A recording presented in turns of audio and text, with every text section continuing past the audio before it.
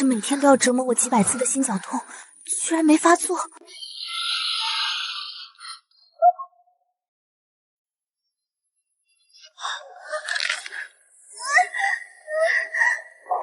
眼前的一幕，这点动算什么？野兽大战，变异生物大战，就这2个大家伙的体型，随便一个跳过来，都能一巴掌把我这圆润的脑袋拍个稀碎吧。作为一个患有先天性心脏病的人，我从不知道奔跑是什么感觉，更别提逃跑了。不过，橘红的天空，沙白的土地，还有这么清新的土壤味道，这是一个我从未见过的地方，而我也不应该出现在这里。此时，我应该在父母精心为我打造的公主房里，坐在自己磨了很久，妈妈才肯买给我的电竞椅上，跟队友疯狂的在游戏里厮杀。毕竟，那是我最后的时光和快乐了。看来，在心脏彻底衰竭之后，我穿了，所以我终于可以离开那个房间了。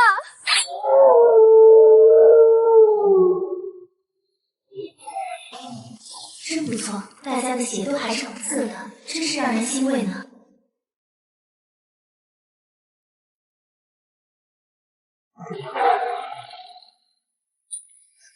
我不会是他的预备食物吧？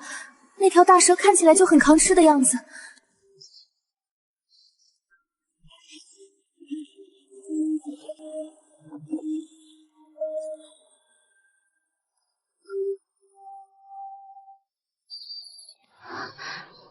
是毛发，看起来好像很好摸的样子。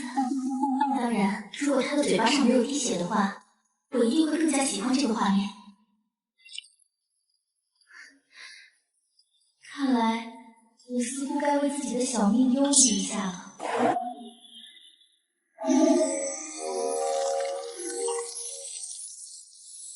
好吧。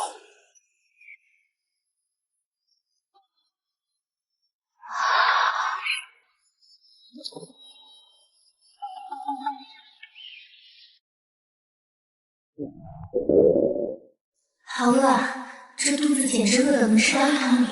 我感觉肚子又没那么饿了。以我多年的冲浪经验，这可能、大约、也许就是所谓的兽人。你醒了？多神奇！我居然能听懂这兽人大哥的语言。你不用怕，你已经得救了。你救了我。吃点东西吧。这是哪里？这是我不知道这是哪里，你是怎么来的？你是被掳来的？雌性，你属于哪个部落？你的部落也被摧毁了，怪不得你这样的雌性会出事。你受伤了，我去让尤婆婆来给你处理一下。先吃东西吧。虽然卖相粗糙，但这肉居然有着淡淡的咸味和浓郁的肉香，出乎意料的美味。前世我身患先天性心脏病，常年医院家里二头跑，如今终于得以解脱，爸爸妈妈和弟弟妹妹们也不必再受我牵连，从此能安稳度日。现如今能大口吃肉，畅快呼吸，哪怕这里再陌生，我都觉得我的灵魂在欢歌。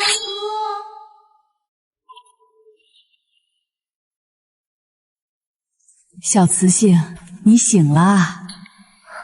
这脸上乱七八糟的油彩，忽然明白什么叫做辣眼睛。我是尤，大家都叫我尤婆婆。我叫陆瑶。你有姓氏，果然是大部落出来的雌性。看你的皮子这么细嫩，就知道肯定是家里养得好的。可惜了，你的脚腕被那藤蛇咬伤了，看这伤怎么也要个3、5天才能痊愈。这是能用到的草药，我都已经捣好了，你敷上就行，记得换药。四爷，陆瑶只能你自己照顾了。你也知道现在的情况，大家也是无能为力。我知道，我去狩猎，麻烦婆婆照看她。很好，家父以前都不在了，我可得好好跟尤婆婆聊聊才行。今天已经是我来到这个世界的第5天了，伤总算是好的差不多了。今天也是我正式被允许出门的日子。现在我所在的地方叫做艾雅大陆，一如我所料，是兽人统领的世界。至于是不是还有其他种族和其他的大陆，这些兽人们并不清楚。经历过连月干旱引发的大火，这就是一场源源不断、冲垮无数部落的恐怖兽场。说好的穿越成娇贵雌性，靠着现代人的优势躺赢当咸鱼呢，结果吃不上穿不起，没房没地。醒了，洗吧。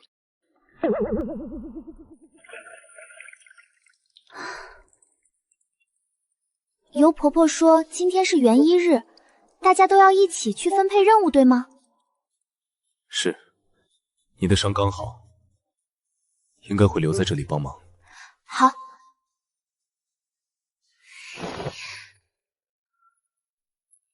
这几天竟然都生活在这悬崖峭壁上。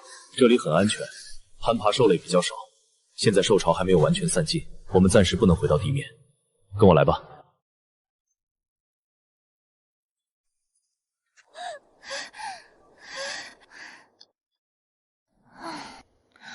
说好的能骑在猛兽背上威风凛凛呢，生存都成了问题，繁衍这个事还真提不上日程，雌性的价值自然也就大打折扣。换了个世界，老天爷就是见不得我闲。既然躺平无望，那就只能硬着头皮干了。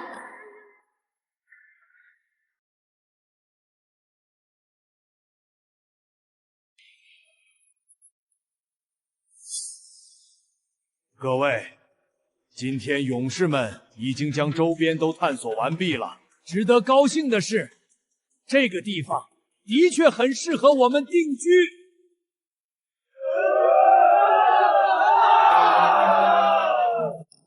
我老了，也走不动了。我们几个老的打算就留在这里，建设新的部落。大家都叫我虎爷爷，今天就由我来出面。想留下的族人们，就站到这边来。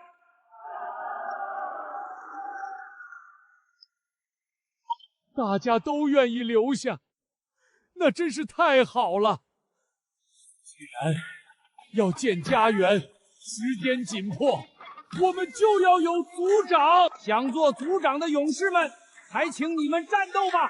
点到为止，锁定致命位置就算胜利。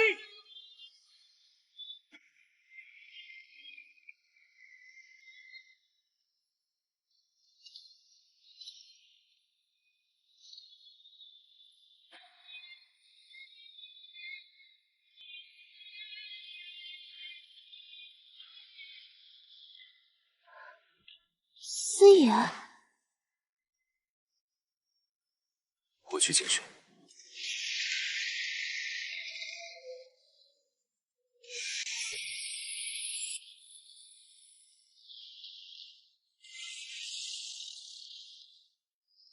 好帅！这毛色，这肌肉线条，好想辱妈一把，好想辱妈一把。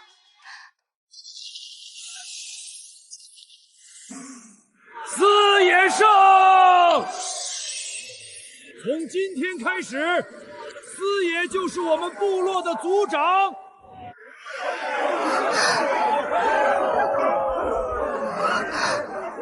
我怎么觉得我好像见证了什么不得了的事情？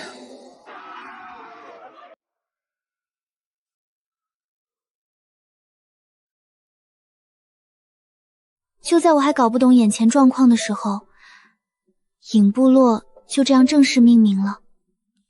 在兽人大陆，这意味着一个全新的部落成立。未来这个名字将一直伴随着这个部落成长，直到它消亡的那一刻。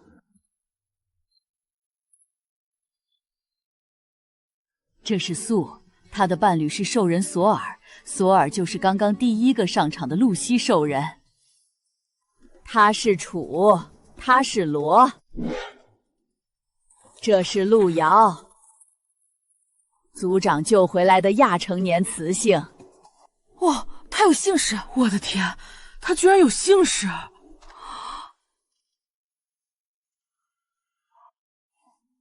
路遥，你是来自于哪个大部落？你居然有姓氏，你曾经的部落一定很强大，这样强大的部落都毁灭了吗？我曾经的部落叫做华夏。是的，它很强大，非常强大。它还在，只是在很远很远的地方。我受伤了之后就遗忘了很多东西，也找不到回去的路。我的天，兽神保佑，你一定是伤到了头。兽神保佑，可怜的小雌性，你部落里的人一定因为你的走失难过不已。你还能回去吗？恐怕不能。华夏很远，非常远，我可能再也回不去了。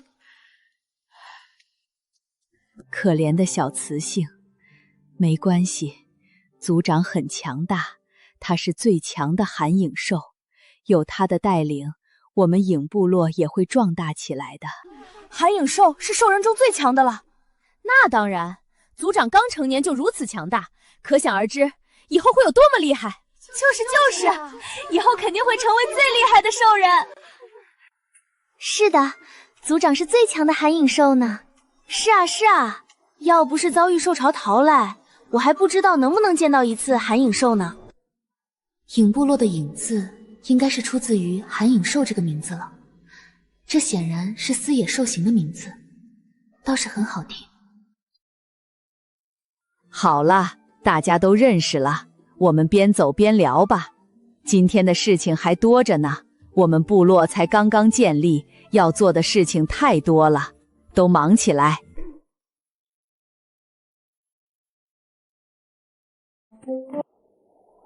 我先带你熟悉一下这里。你今天刚刚从山洞里出来，对这边的一切都还陌生着呢。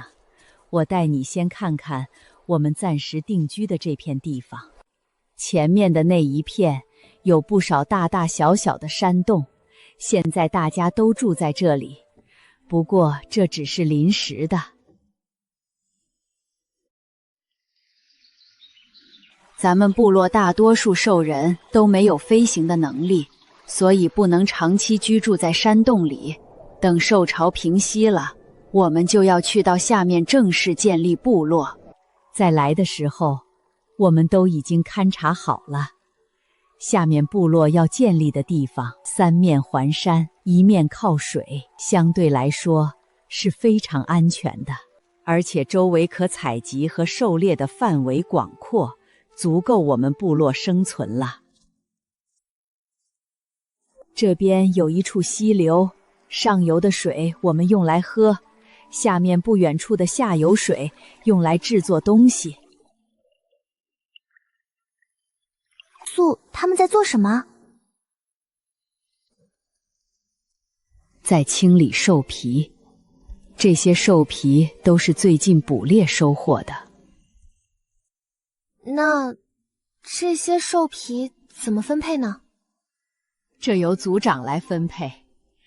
这些兽皮都是大家一同狩猎得到的，也都会由族长统一分配。如果是家里自己捕猎得到的，则归自家，但这也需要自己来清洗，不能算在为部落做的贡献中去。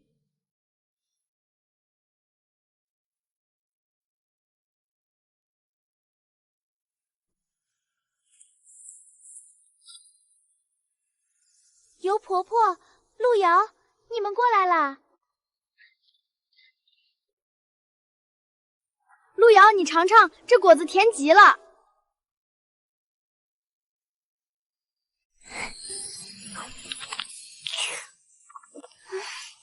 真好吃，你喜欢？一会儿我给你送一篓去。这边果子多极了，就我们这些雌性，怎么吃都是吃不完的。这片地方虽然是在悬崖峭壁上，但是这边的果子真是太多了。以后去到下面，也不知道还有没有这么多好的果子吃。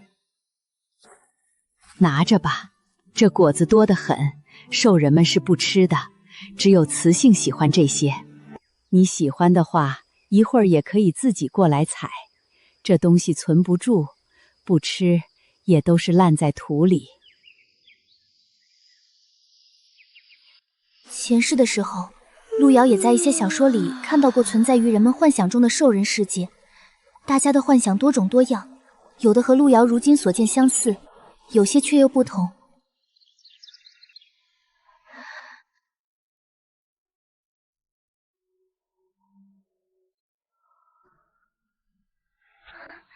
这里的水果生得如此硕大茂密，就我这个食量，随便吃几个，恐怕就能果腹了。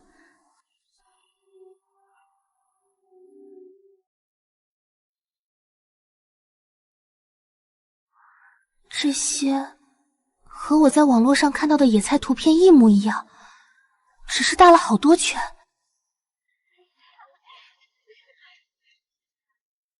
我可不敢轻易暴露自己纸上谈兵的见识。不过，那带壳的果实，由婆婆说叫素果，是主食。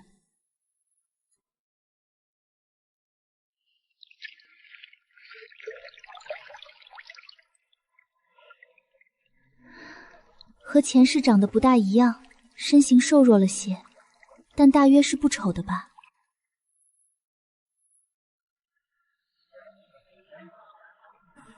餐具是树叶，吃饭全靠手抓，交通只有双腿，这堪比原始社会的生活，还真让人有些牙酸。条件之艰苦，真是让人心酸。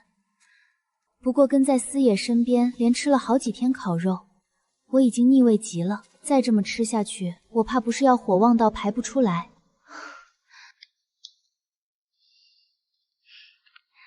不管怎么样，必须改变一下饮食条件。去找大家看看有什么别的能采。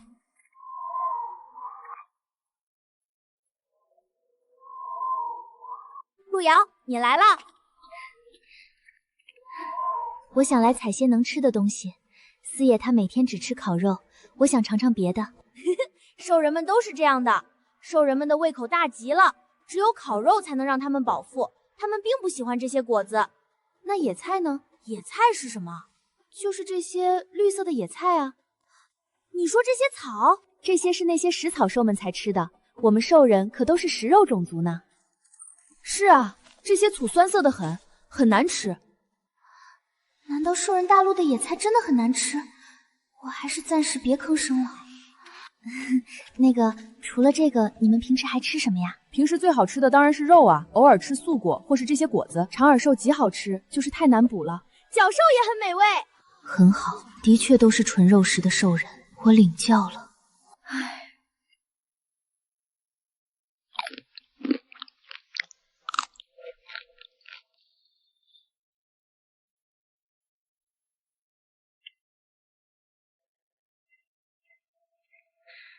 现在大约是下午3到5点，接连下过雨，热意退了些，这会儿倒不算酷热。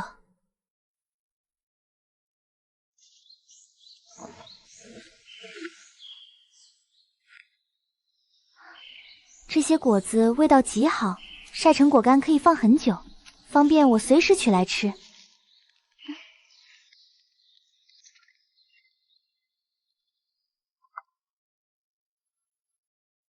饮食习惯必须要主食肉类和蔬菜来搭配，没有主食的日子，就好像缺了很重要的一样东西。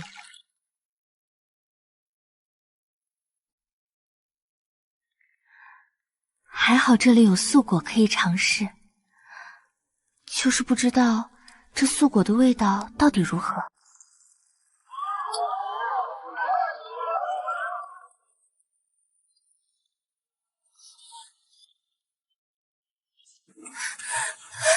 快来救人！他伤得太厉害了，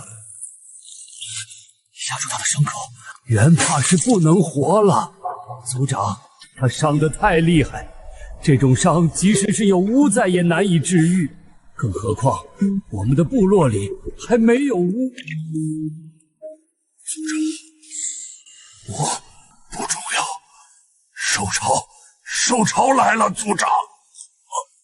兽潮，我猪死了，我报信，兽潮从后坡来。族长，兽躲，有飞行兽，快躲！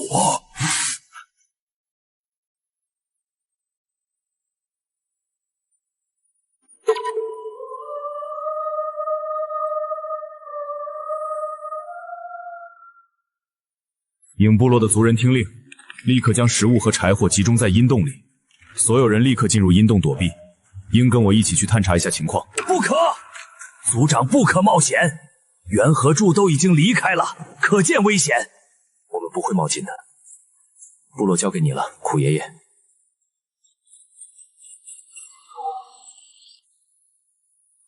陆瑶，你快跟我来！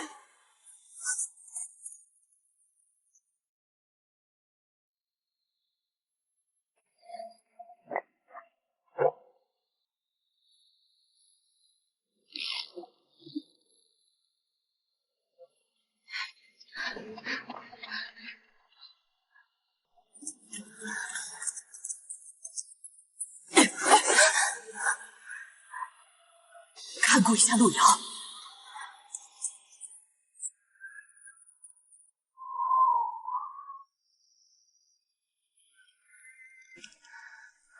先把这兽皮都盖上。阴洞里是部落之前储存食物的地方，冷得很。要是不盖好，一会儿怕是要生寒病。我们这里没有雾，一旦生了寒病，那是要死人的。46个族人，一天就少了2个。我第一次感受到了这个词语背后的沉重。别担心，寒影兽的速度极快，族长他不会为师的。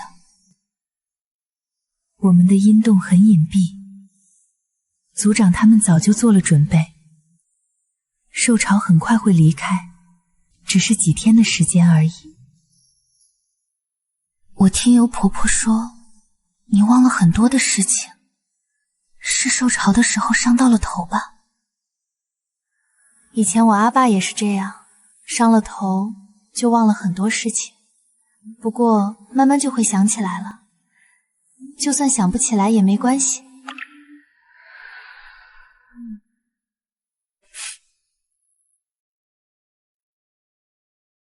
不是说我们这个地方很安全吗？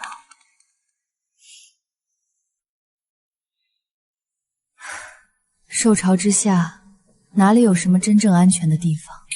野兽的听觉、嗅觉都很灵敏，虽不及我们兽人，但野兽也是兽神的子民，自然也有着属于他们的力量。单一的野兽绝不是兽人的对手，可千千万万的野兽，没有兽人能够抵抗。这次的兽潮是我出生至今最可怕的一次，太多的部落都被毁了。也不知道这次兽潮真正结束后，兽人们需要多久才能恢复昔日的荣光。回来了，陆族长回来了。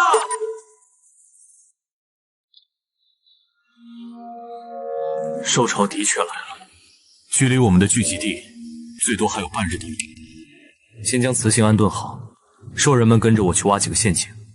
我们的粮食不多了，兽潮过后，我们这片地方捕猎怕是不易，能留下一点食物也好。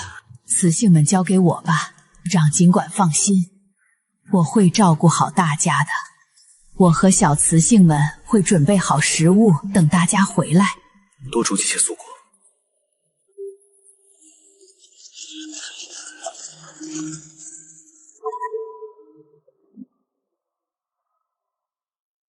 这就是众人全部的食物了。这是兽人族的规则，在大灾难面前，没有个人，只有集体。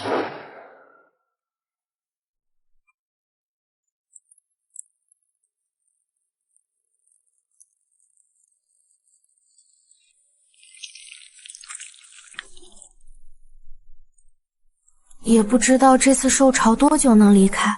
当时兽潮经过我们从前的落的时候，足足盘踞了7天。后来兽潮散去了，残余的野兽也伤了很多人。我们部落里的勇士们都死伤惨重，只逃出了我们几个人。我们那会儿更是不好，兽潮只在我们部落盘延了3天，但事发突然，我们部落只一战就死伤大半，大家都逃走了，也不知道还有没有其他人活下来。在兽潮面前，生命脆弱不堪，连强大无比的兽人也根本不是兽潮的对手。我开始逐渐明白，为何艾雅大陆物资丰富，可兽人们的生活却仍旧这么原始。因为战斗才是这片大陆上的主旋律。兽人繁殖艰难，生存不易，一旦生病受伤，死亡率极高。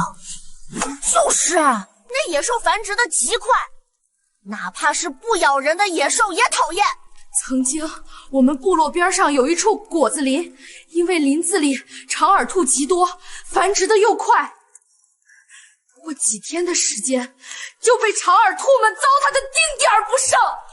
兽人和野兽争夺地盘和食物，对于天灾就像现在的兽潮一样，足以摧毁一个又一个部落。虽然距离上一次大规模兽潮也有30几年，但小规模袭击却让人防不胜防。每天应对日常狩猎和战斗，没人预料危机何时来到，所以发展极慢。为什么不定期的清理那些繁殖快的野兽啊？定期清理？什么叫做定期清理？就是每当野兽到了繁殖的季节，我们循着它们繁殖的时间，直接将它们击杀掉，干扰它们的繁殖，或者是在繁殖季来临之前，适当的捕杀母兽都可以啊。兽人们平日里如何狩猎？去森林里狩猎，兽人们战斗力极强，单打独斗的情况下，没有任何野兽是兽人的对手。不过，如果遇见成群的野兽，兽人也是很危险的。所以，一般兽人们都是在部落的集结下共同出去狩猎，偶尔也有单独狩猎的，但这样的不会深入森林。那他们如何挑选猎物？挑选？遇见什么猎物就捕杀什么猎物啊？我明白路条的意思了。从前我阿妈喜欢吃长耳兔肉，我阿爸就会在林子里去寻找长耳兔的巢穴，捕杀长耳兔给我阿妈。这是不是就叫做挑选？对，就是这个意思。如果我们可以在日常狩猎中留意野兽们的巢穴，对于野兽们的繁殖期做一番了解，针对性的捕杀，是不是就可以限制野兽们的繁殖，避免它们泛滥拆？兽神在上，路遥，这是你们大部落的智慧吗？路遥，一会儿你一定要将这件事说给族长，你的办法听起来很有用。等我们在这建立了部族后，这个办法一定能帮我们大忙。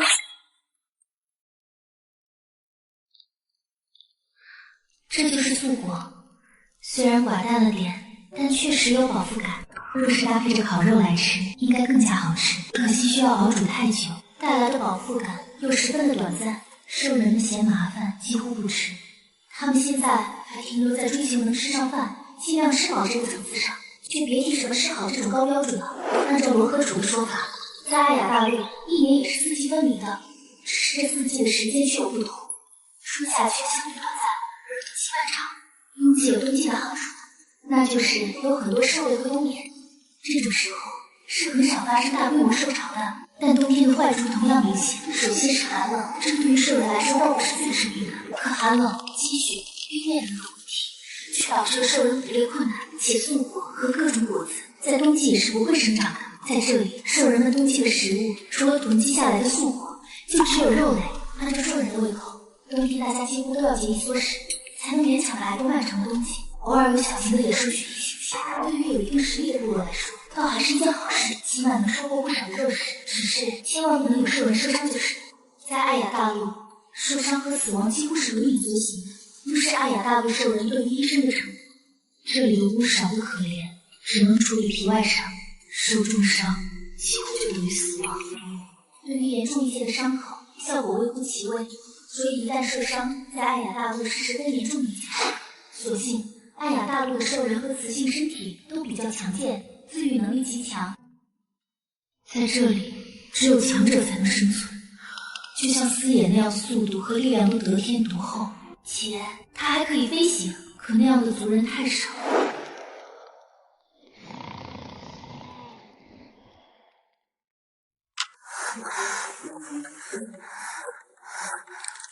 好冷，像是在坐船一样，头好晕。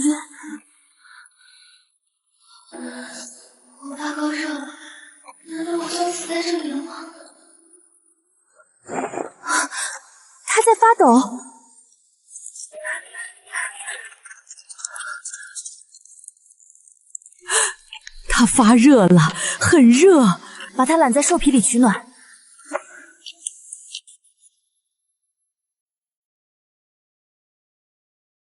希望路遥能熬过去。该死的，我们为什么没有屋呢？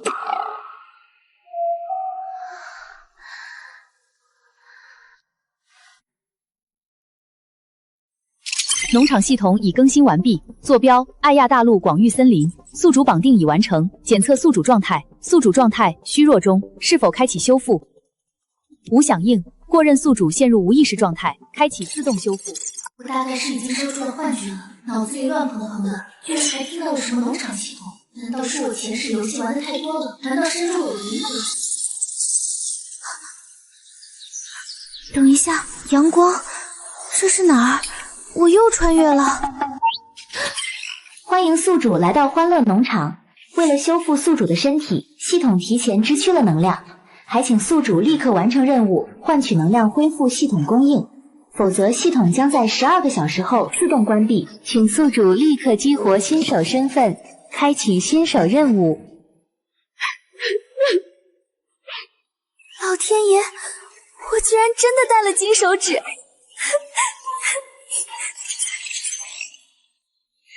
我来到这里，其他人会看到吗？宿主请放心，宿主是以意识形态进入系统的，宿主的身体还在沉睡，所以不会被旁人感知。很好，那我激活新手身份。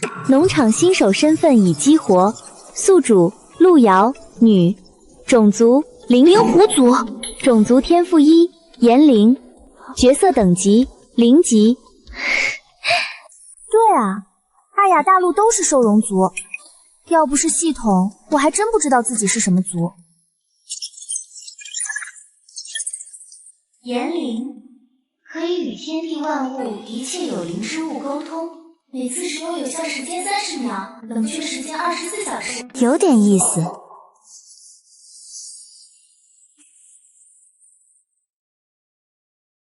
开启新手任务，新手任务正式激活。任务完成后，宿主即可领取新手礼包。任务失败，则系统将会解除绑定，启动自毁程序。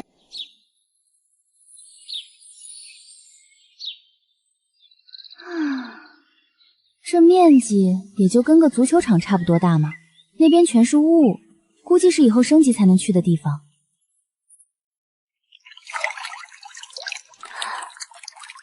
水质倒是挺甘甜清冽，可惜没什么传说中洗精乏瑞的效果。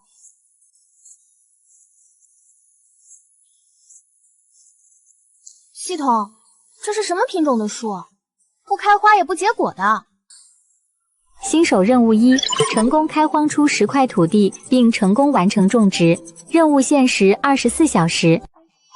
任务提示一点没有，任务奖励完全未知，还真是个标准的3无任务。人家农场好歹有个经典小木屋，你就给我这个，这么小的窝棚，我缩成一团都蹲不进去。没有任何便捷操作按钮。系统，你出来呀！这样我怎么开荒？典型的自己动手丰衣足食，我一个病秧子，前世都没碰过农活，拼了！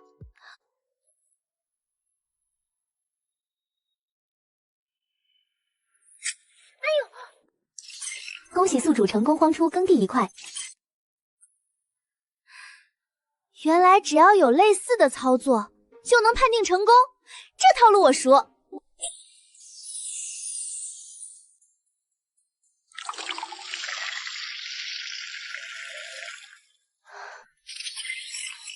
恭喜宿主成功种植1次。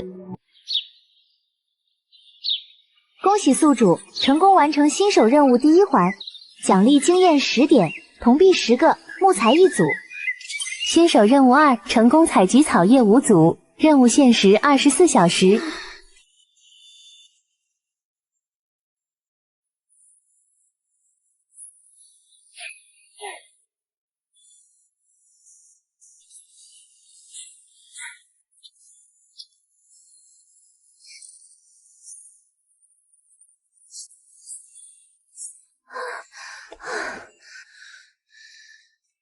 新手任务10，成功搭建属于自己的小木屋，任务限24小时。此任务为新手任务最后一环，完成任务即可获得新手大礼包。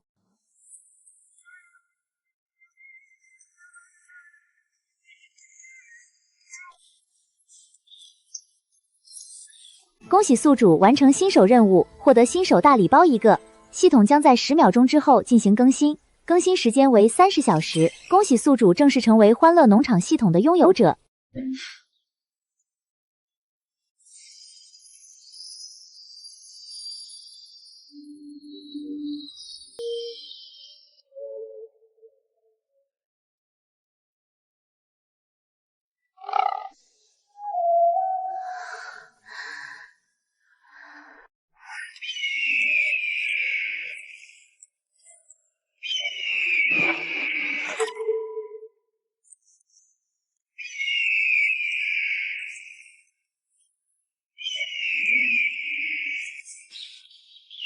组长，那些鸟发现我们了，他们肯定是闻到了我们这里有食物的味道。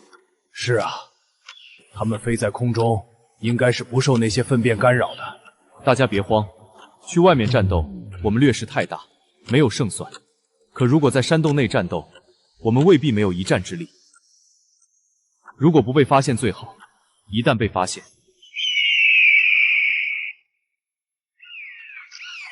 勇士们，做好迎战的准备。我们去前面那个转角，尽量和雌性们保持一些距离，以免战斗波及到后方。我们4人守住最外侧，如果有击杀不及时的，就会放到后面。第2组负责清理，依次向后。最后一组，希尔伦萨，你们2个带2人负责，务必守住最后一道。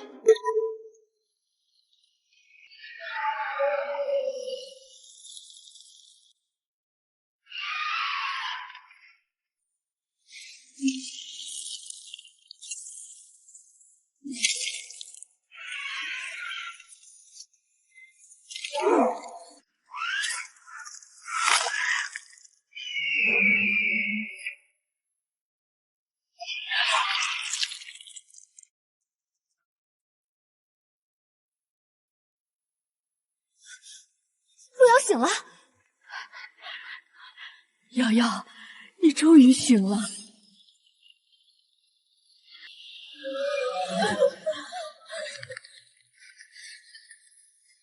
鸟兽发现我们了，族长带着兽人们去击杀鸟兽了。我们被发现了。鸟兽最是难缠，它们极容易寻到兽人的踪迹，往往有鸟兽的兽巢，兽人们都损失惨重。还好这会儿我们在阴洞里，不必和他们去外面战斗，不然……兽人们去战斗了，那我们呢？我们要在这里等待他们。为什么我们不帮忙？帮忙？路遥，我们都不能兽化，没有能力杀掉鸟咬的，怎么帮忙呢？是啊，我们是不能战斗的。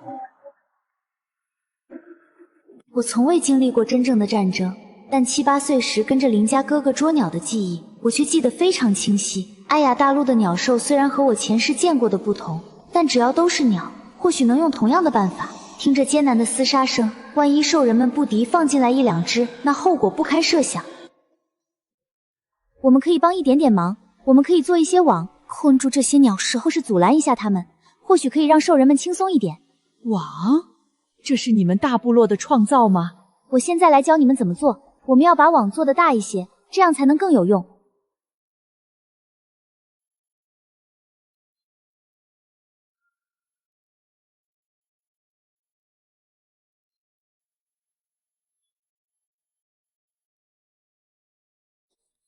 我们当中哪几个人力气最大？我。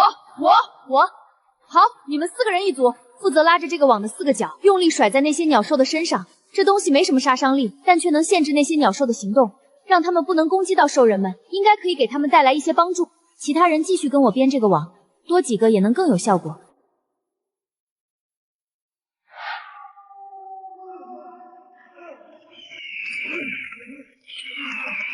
听我的，1、2、3，扔！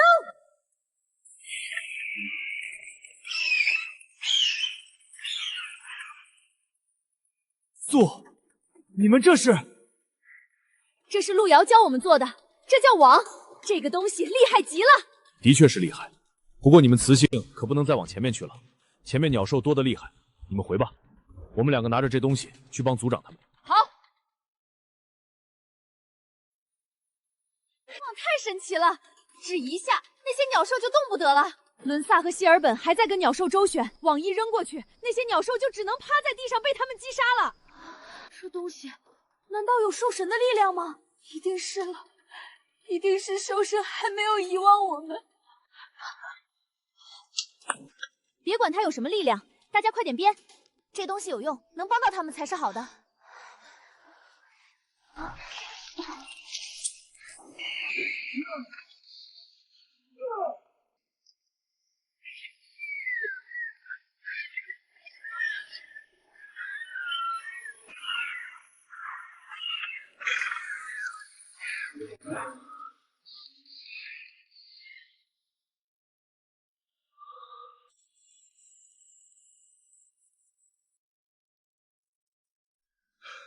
我们赢了，没有死人，我们有大量的兽肉可以饱餐了。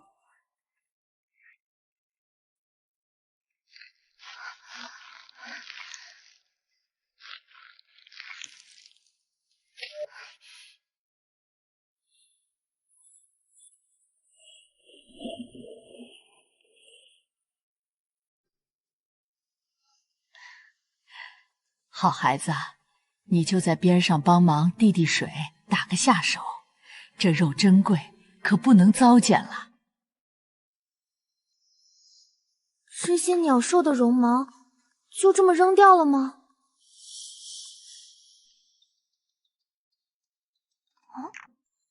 陆瑶，你们大部落是还有什么办法处理这些东西吗？你们看，这鸟兽的绒毛，大家摸摸，这些绒毛和它们羽翼上的羽毛是不同的。这些绒毛柔软且温暖，如果我们将这些绒毛收集起来，清洗晒干，它们可以填充在被子里和衣服里，非常暖和而且轻便。被子、衣服，被子就像是我们盖的兽皮，我们可以把2张兽皮缝合起来，中间填充上这些绒毛，就可以更加的温暖。如果早就知道这个法子，或许部落里每年可以多活下来更多的老人和幼崽。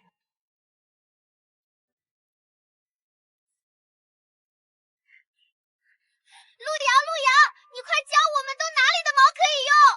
这里有这么多鸟校，别的不说，我们肯定能做出几个又大又暖和的被子，这样寒冬的时候，我们一定都能熬得过去。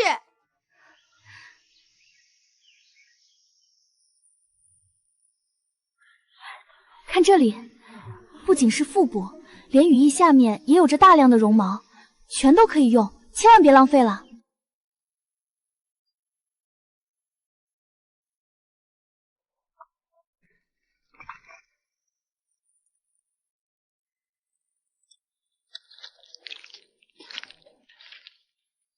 素，能不能再多加点肉食啊？这糊糊根本吃不饱啊！要是让兽人们敞开了肚皮吃，这点存粮根本并不住几天的消耗。他们逃难来到这里，短时间能存下这些粮食已是不易，也就只能勒紧裤腰带坚持了。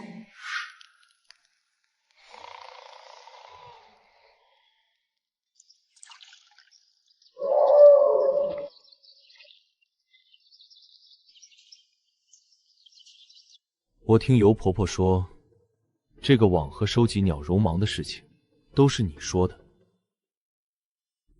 这是于部落有大贡献的事，想来你从前的部落应该十分强大。这些方法即使是在寒影兽的部落里，也是闻所未闻的。的确，我们华夏是最强大的。路遥，如果你还想回到自己的部落，等兽潮结束后，我回不去了。华夏在很远很远的地方，我可能永远也找不到回去的路。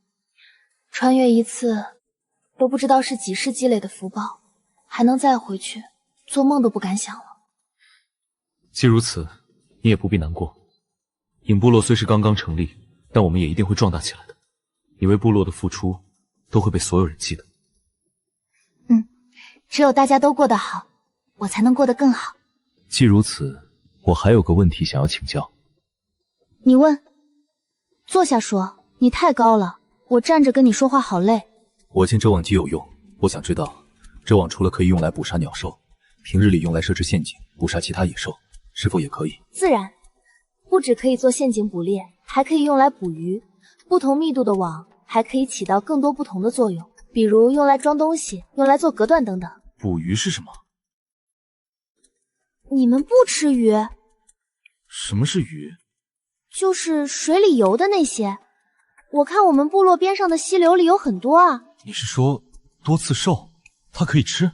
当然，它不但可以吃，还非常好吃，可以煎炒烹炸煮炖，怎么吃都很好吃，而且很有营养。受伤的人、生了幼崽的雌性，还有老年兽人吃了它都很补养身体。等兽潮过去，你可以告诉我该怎么做吗？当然，还有一件事，我发现部落里的人并不吃蔬菜。虽然蔬菜的确饱腹感不强，但它却也是极有营养的好东西。而且万一粮食不够，蔬菜也是可以果腹的。多一种食材难道不好吗？重点是一直不吃蔬菜，他们的时候难道不会不顺畅吗？蔬菜就是那些绿色的草，有一些是可以吃的。草？不都是草吗？等以后你就知道，我会让你知道它们其实也很美味的。路遥，你可真是个宝。或许真的是兽神的庇佑，才将这个小雌性送到了我的身边吧。也许兽神没有抛弃我们，只是让我们在磨练中成长。躲在阴洞的日子虽然枯燥，但靠着失忆大部落雌性的人设，我已经彻底融入了这里。而且他们在食物处理上的智慧，远比我想象的要虔诚和丰富。罗，你们把这种果子涂在肉上，肉放久了不会坏吗？当然不会啦，这叫蜜果。涂上它，肉不但放得久不会坏，吃起来还甜滋滋的呢。你尝尝。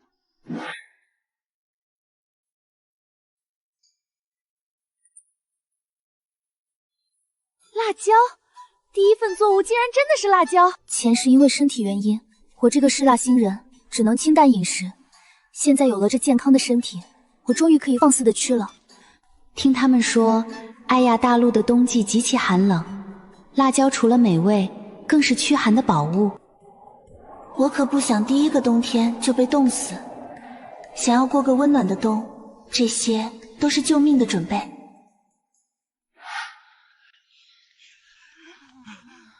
族长，兽潮已经远离了，我们可以出去了。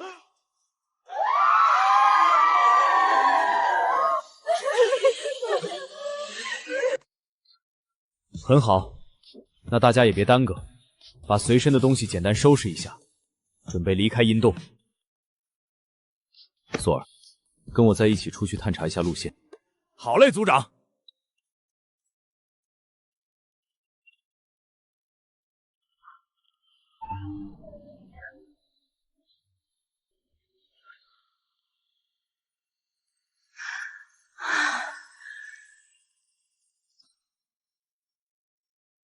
这网袋结实的很，韧性极强，方便多了。是呀是呀，以前光缝块包袱皮就极费功夫，现在一次就能运完。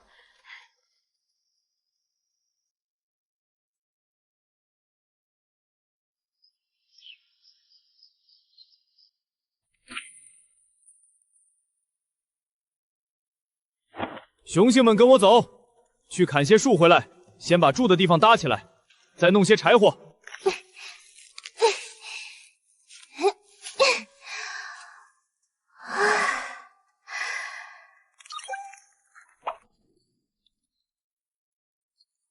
花菇可食用，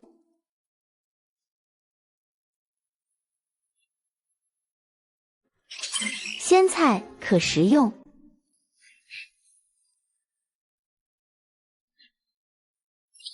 变异蔬菜可食用。这片平原简直就是人间仙境啊！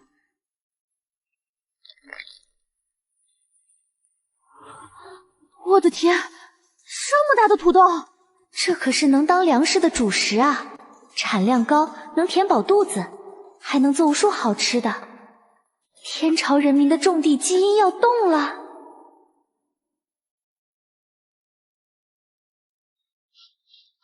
尤婆婆，你快看，我发现了什么？这是什么？这是土豆，这是主食，比素果还能填肚子的主食。真的是主食？这真是主食吗？这脏兮兮的怎么吃啊？吃叶子？这不是草吗？怎么变成主食了？这怎么吃？剥壳吗？罗，把你那把最小的骨刀借我用一下。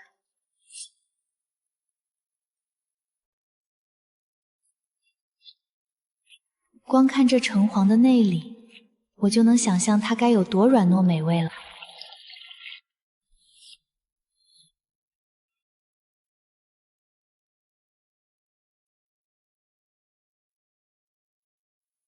这精粉和盐一样纯净，用来调味正好。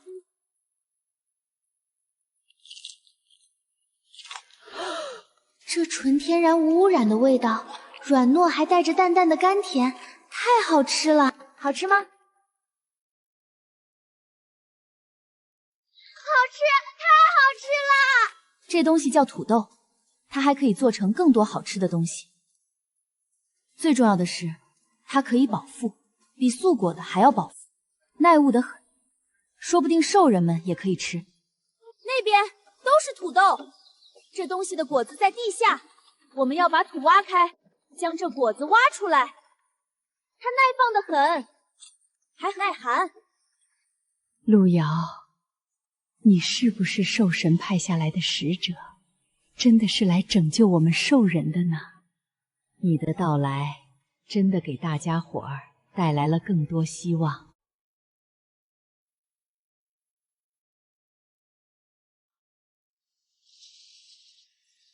唉，看来好运也不是随时都有的。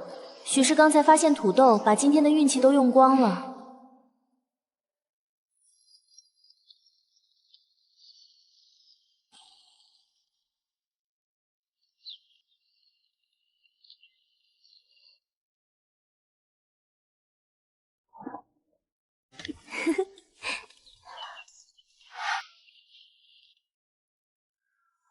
关于部落的第一步建设，大家都可以提一下自己的意见。我的意思是，我们要先将房子盖起来。那我们是直接做石屋，还是先做木屋、草屋？如果直接做石屋，那大家都要露天休息一些日子。兽人们都没问题，雌性和幼崽们怕是受不了。先搭一个草屋，让雌性和幼崽们住。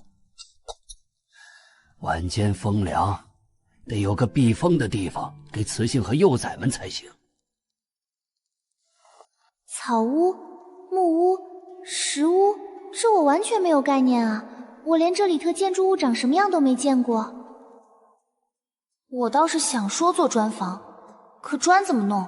水泥是什么？这也太超出了我的知识范围了。好，那索尔，你带几个人，天黑前先把草屋搭出来，让雌性们有个暂住的地方。明天再带人去挖石料，优先为有幼崽的雌性盖房，然后是有伴侣的雌性和其他雌性，老人，最后是兽人们的。好，我会很快的，我都好久没跟素在一块儿了。那你就努力，你们家能排在第4个。没问题，我一定非常快。约莫还有20多天，就要进入落叶期了。落叶期的野兽最肥硕，我们可以多囤积一些过寒季的食物。今年的寒季许是要格外的冷，一般热季越热，寒季就越冷，柴火也要多一些。我们的兽皮太少了，也要多准备。还有路遥说的那些绒毛，我们是不是再去捕杀一些鸟兽？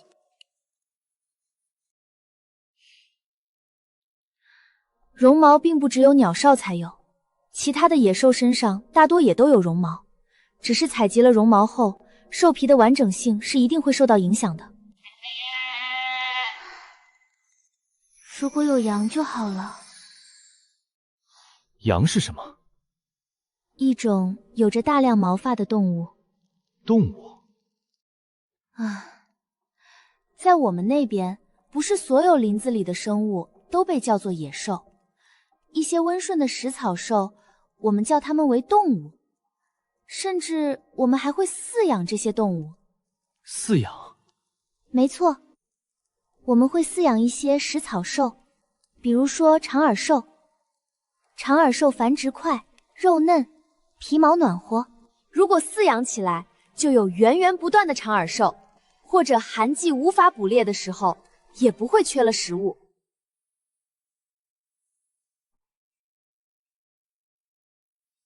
也就是说，我们可以将猎物活捉带来，喂养它们长大，然后让它们在部落里繁殖，供给部落的消耗。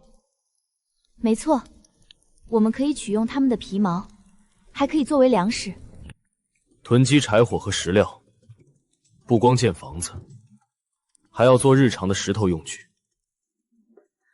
我有一个建议，大家在狩猎和砍伐的过程中，尽可能留意野兽的巢穴，不拘于是食草兽还是食肉兽，只要能摸清它们巢穴的位置，日后无论是捕捉驯养，还是定期的清理，都对部落有很大帮助。咱们影部落雌性本就极少，接下来的工作更忙了，不但要负责兽皮的沥制，还要捧制每天的饭菜以及采集的任务。我会专门分出4个雌性去采集藤蔓，就按路遥建议的，把普通网进阶编织成这种网带，比普通的更密，能漱口盛放东西，带出去采集非常方便。产出土豆的那片区域，我已经决定规划为你说的种植区。在果实被采摘干净前，任何兽人和雌性都不能随便挖掘破坏。那些宝贵的地方，能给我们带来大便利。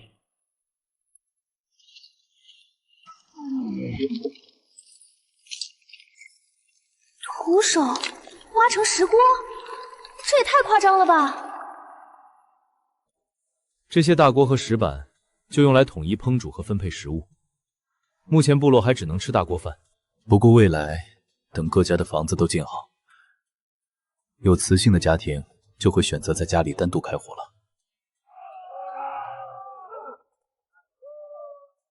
只是大锅饭还是不会取消，毕竟族里还有更多是没有雌性的兽人。路遥，这是猿，这个族群本就擅长烹煮，他是咱们部落里手艺最好的一个。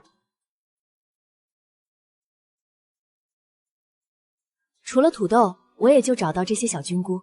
对于兽人们的胃口来说，这只能算是个调味料罢了，加进去丰富一下滋味吧。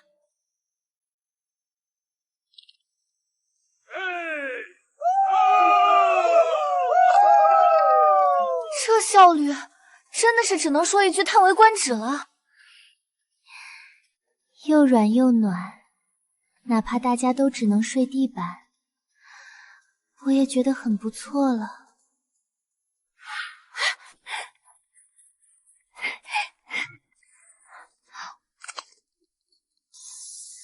辣！这辣椒真的辣！虽然不认识是品种，农场也只叫它红色辣椒，但这不重要，辣味十足，品质相当不俗。从播种到收获才4天多一点的时间，这生长速度相当快了。如果只种辣椒，在冬天之前就可以收获许多了。就是还不确定兽人们是不是能接受这种辛辣的食物。也不急，明天就把这当作采集所得，先让大家品尝一下看看。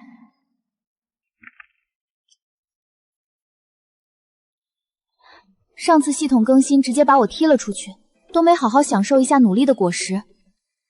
这礼包被我拆得差不多了，也没什么仪式感了，直接开。恭喜宿主获得简易家具套组1，恭喜宿主获得抽奖机会1次。这可真是个小木屋啊，空的连说话都有回音。好在新手礼包给了家具套组，摆一摆还是能住的。恭喜宿主成功激活1级住宅，破落的木屋正式开启家园模式。好好建设自己的家园是每一任农场主应该尽到的义务，请努力的前进吧。恭喜宿主成功激活家园系列任务，完成任务即可开启商城。任务1：自然的馈赠，请宿主采集天然菌菇50朵，任务时限20小时。恭喜宿主成功完成新手任务，主线任务已开启，任务面板已开启，请宿主自行接取。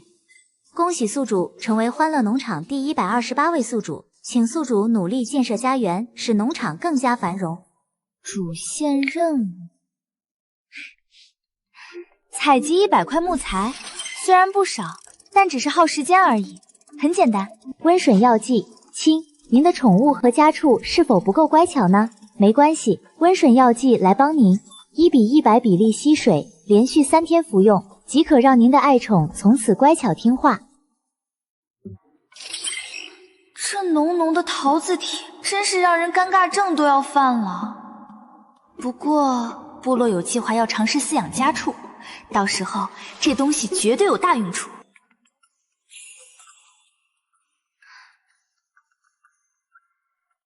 等等，我刚才虽然收获了红辣椒，但我好像没有得到辣椒的种子。生长得极快的土地，万万不能就这么空着荒废掉，那岂不是暴殄天物？这些都是我从艾雅大陆带进来的，为了辨认种类丢进系统的。多亏了这8个格子的系统背包能叠加，刚才装满了辣椒和零碎，放不下的就全被丢在这儿了。幸运的是，系统没把它们当垃圾处理掉。1株花椒，2把小野葱和野蒜，这可是极好的调味品。可惜没找到野生的姜，不然这驱寒的宝贝对兽人们可是有大用处。连系统都不认识你们，只标了可食用，名字不重要，能吃就行。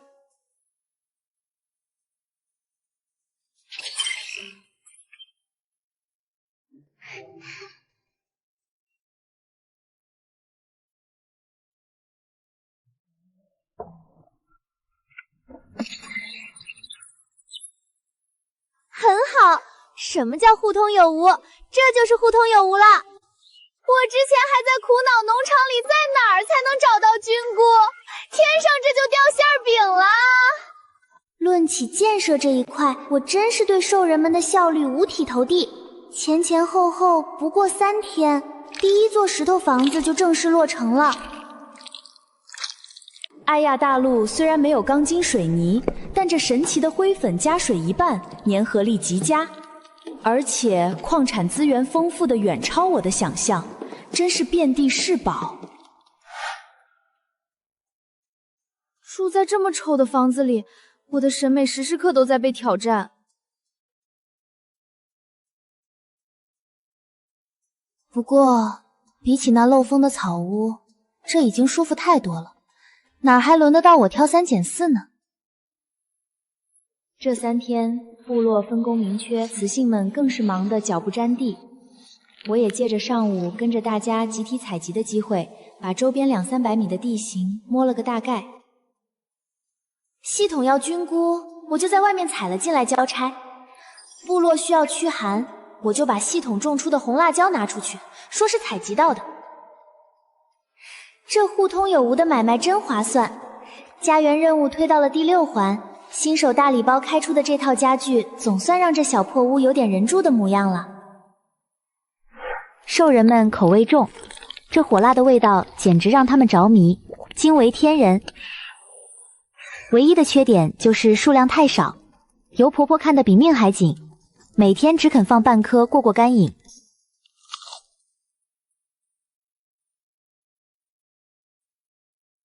陆游，族长，有事吗？狩猎结束了。然后呢？可以出去了。不是你说想去远一点的地方采集？所以你要带我去更远的地方采集？今天我们去狩猎，在东边发现了一处很特别的地方。我觉得那里或许有你想要的东西。来到隐多洛这些日子，我一直对我跟四爷之间的关系充满疑惑。按照楚他们的说法，未婚的雌性都是单独或者跟着长辈住的，绝没有和未婚雄性同住的先例。可在兽潮来袭前，我却一直和他住在同一个山洞里。这绝对是个特殊的信号。四爷性子那么冷清，对其他雌性从来不过多关注，可我却经常能发现他偷偷和我对视，甚至用眼神向我表达关心和担忧。这些都不该出现在普通的族长和族人之间啊！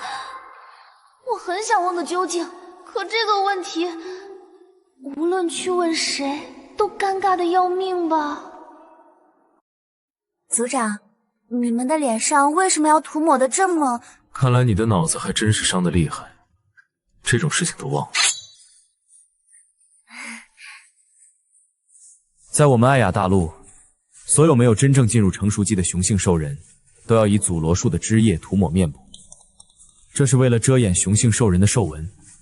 兽纹是什么？兽纹是雄性用来求偶的印记。这距离也太近了吧！这绝对是带着满满的特别暗示。我这纸上谈兵的感情经验快撑不住了。你已经是成年兽人了呀，怎么会没有进入成熟期？兽人和雌性不同，雌性进入成年期后就可以寻找配偶，而兽人进入成年期后还不能立刻寻找配偶，而是要等到兽纹进入成熟期后才能正式寻找配偶。成熟的兽纹可以被兽人所操控，而未成熟的兽纹则无法操控，所以只能用祖罗树的枝叶遮盖。就像是信息素管理器，如果不能控制，就会四处散发气息，吸引雌性的关注。原来如此。那索尔怎么没有兽纹？因为兽人一旦有了配偶，兽纹就会消失。兽人是很忠诚的伴侣，一生只会有一且只有一个伴侣。若是伴侣发生意外故去，兽人也不会再去寻找下一个雌性。所以兽人的兽纹一生只会生长且发挥一次的作用。一生一世一双人，生与你相依，死也不会离弃。没想到对于兽人来说，伴侣是这么重要的存在。那苦爷爷……苦爷爷的伴侣早在20几年前就故去了，由婆婆的伴侣则是在这次兽潮中为了保护她而重伤不治的。对于兽人来说，死亡并不是什么很遥远的事情。我知道你曾经的部落很强大，我想他应该也很和平。看你的样子，我知道你或许很少见到或是经历死亡。路遥，影部落现在还很弱小，但你要相信，我会很快让它成长起来。我也会尽量让你过得和从前一样的好。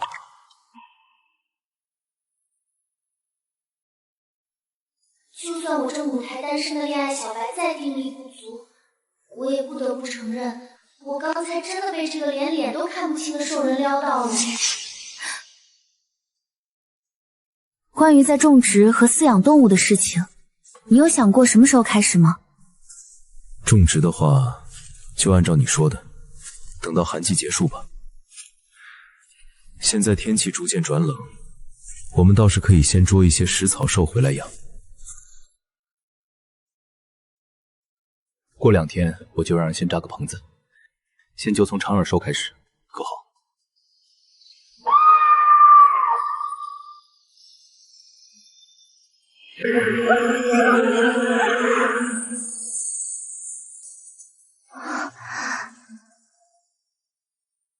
那是蜜蜂，蜜蜂可以采集很多好吃的蜜糖，但是攻击力很强。不过好在他们不会主动攻击兽人，但若是想偷拿蜜糖，就免不了被蜜蜂追击。蜜蜂怕火和水，他们只需要再跑出一段距离，跳进水里躲一会儿，这些蜜蜂就会离开了。真的为了口吃的，命都不要了？严重的会死。蜜蜂有毒性，虽不强，可若是被很多只蜜蜂咬伤，那怕是会死。那他们3个怎么办？听天命。他们这是自找的。这些蜜蜂如果不去挑衅他们，等到他们填满了一个蜂巢后，会继续向上扩张，或是更换新的蜂巢。到时候我们也可以在不激怒蜜蜂的情况下，获得一些蜜糖。蜜蜂大多数时候和兽人都可以和谐的相处，除了熊族兽人格外喜欢蜜糖之外，其他兽人对此并没有太高的需求。蜜蜂喜欢定居在被兽人标记过的森林里，因为兽人需要捕猎，可以让领地内的野兽数量锐减，避免有更多的野兽破坏蜂巢和蜜蜂们需要的花田，所以蜜蜂们也会允许兽人们适当的采集蜜糖。这些一看就是外来的，触怒了蜂群被攻击都是必然的。这一片就是我们刚刚标记过的区域，植被茂密，有很多果子花田，还有一些矿物。我记得你说过，发现这些你会感兴趣，就想着带你来看看。煤？你认识这东西？是，我认识，这是煤，这是可以燃烧的原料，像是木头一样。是。但它比木头更加好用。前世用的青煤都是经过很多工序处理的，这种直接从矿上拿到的原牌燃烧起来肯定有很大的烟，而我根本不懂那些精微工艺。四爷，我需要研究一下这东西，不过这一定是个很重要的发现。这里、地面上、地底下、洞穴里很多。如果这东西可以燃烧，是不是今年的寒气，我们部落就可以过得好一点？是，有了这些，我们一定能安稳地度过这个寒季。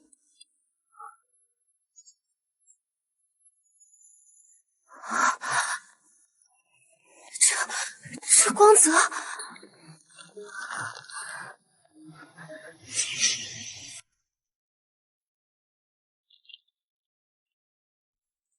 地混杂的铁原石，一块非常不纯净的铁原石，需要经过提炼才可以使用。四爷，这是铁，是铁矿。什么是铁？是可以用来打造工具的很有价值的一种矿石。这个铁经过反复提炼打造，可以用来做武器，做很多很多的工具。只是我现在还不太确定怎么去提炼它，跟煤一样，我需要研究一下。不急，酷爷爷说的对，他就是兽神派下来的使者。今天的收获暂时不要和族人们说，在还不能使用前，免得让大家过于欢喜。好。哎呦！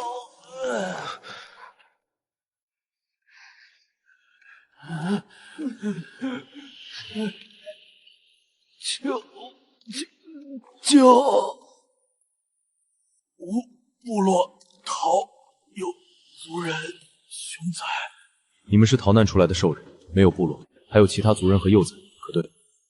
你们夺蜜糖是因为部落里有雄兽幼崽，可对？幼崽可是病了。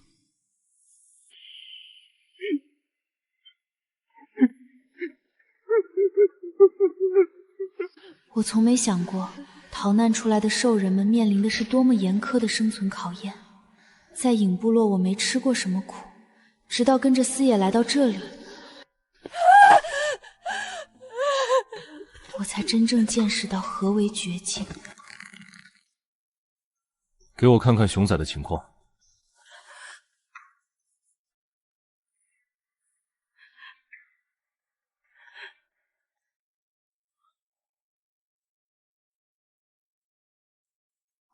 他这样多久了？1日了。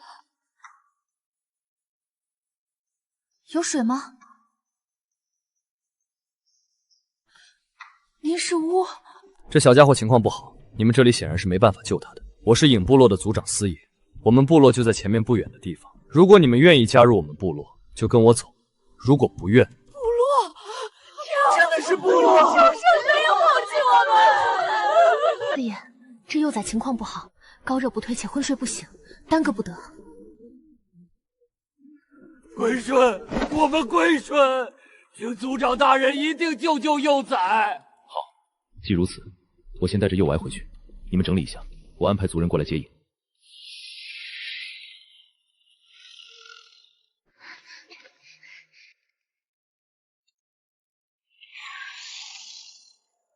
族长回来了，还有陆瑶。那是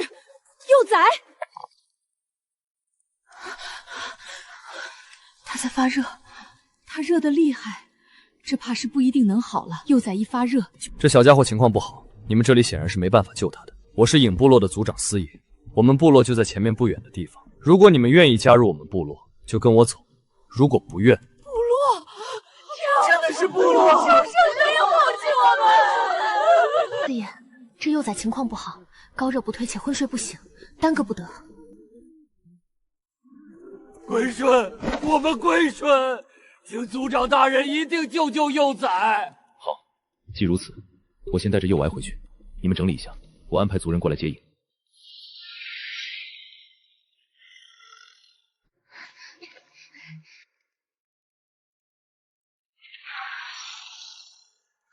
族长回来了，还有路遥，那是幼崽。他在发热，他热得厉害，这怕是不一定能好了。幼崽一发热就会不好，我们部落也没有巫。艾雅大陆在医学这块发展的相当之差，如果部落中有巫，那还有一丝额外的希望。要先给熊崽退热，如果持续高热，幼崽就要不好了。要怎么做？我来试试吧，我不确定我可以。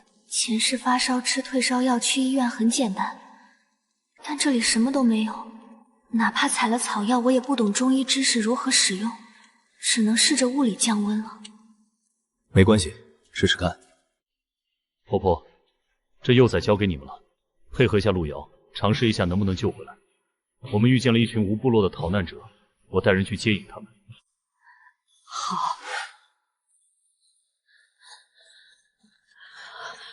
不确定这高热是否传染，不敢冒险带去有幼崽的食物，只能先隔离在这间草屋了。素，你先用干草和兽皮给这孩子铺个暖和点的床。罗，你去热水，端一些凉水过来，再裁剪一些小块的干净兽皮。尤婆婆，麻烦你让大伙给这孩子熬点素果，别加肉，只用素果。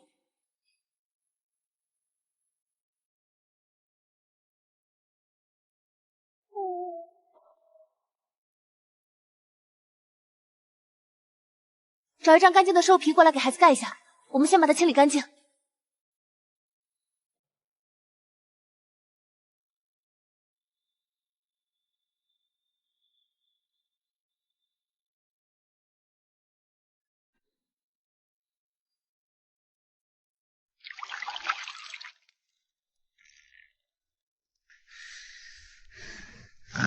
见好了，如果路遥真的是巫，或者能成为巫，这对我们影部落来说，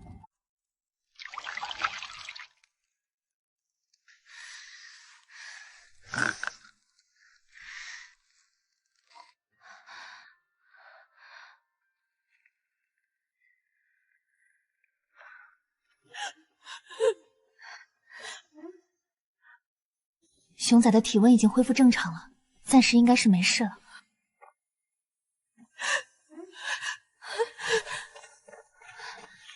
娘，你莫要哭了，幼崽好起来了，这是好事。你的身体还很虚弱，可不能这么激动。路遥，这是你，是新加入我们部落的，也是熊仔的阿嬷。这是路遥，是部落里很重要的雌性。我知道，他是巫。路遥还不是正式的巫，我们影部落也是刚刚建立不久，还没有拜过兽神。现在可还得叫他路遥。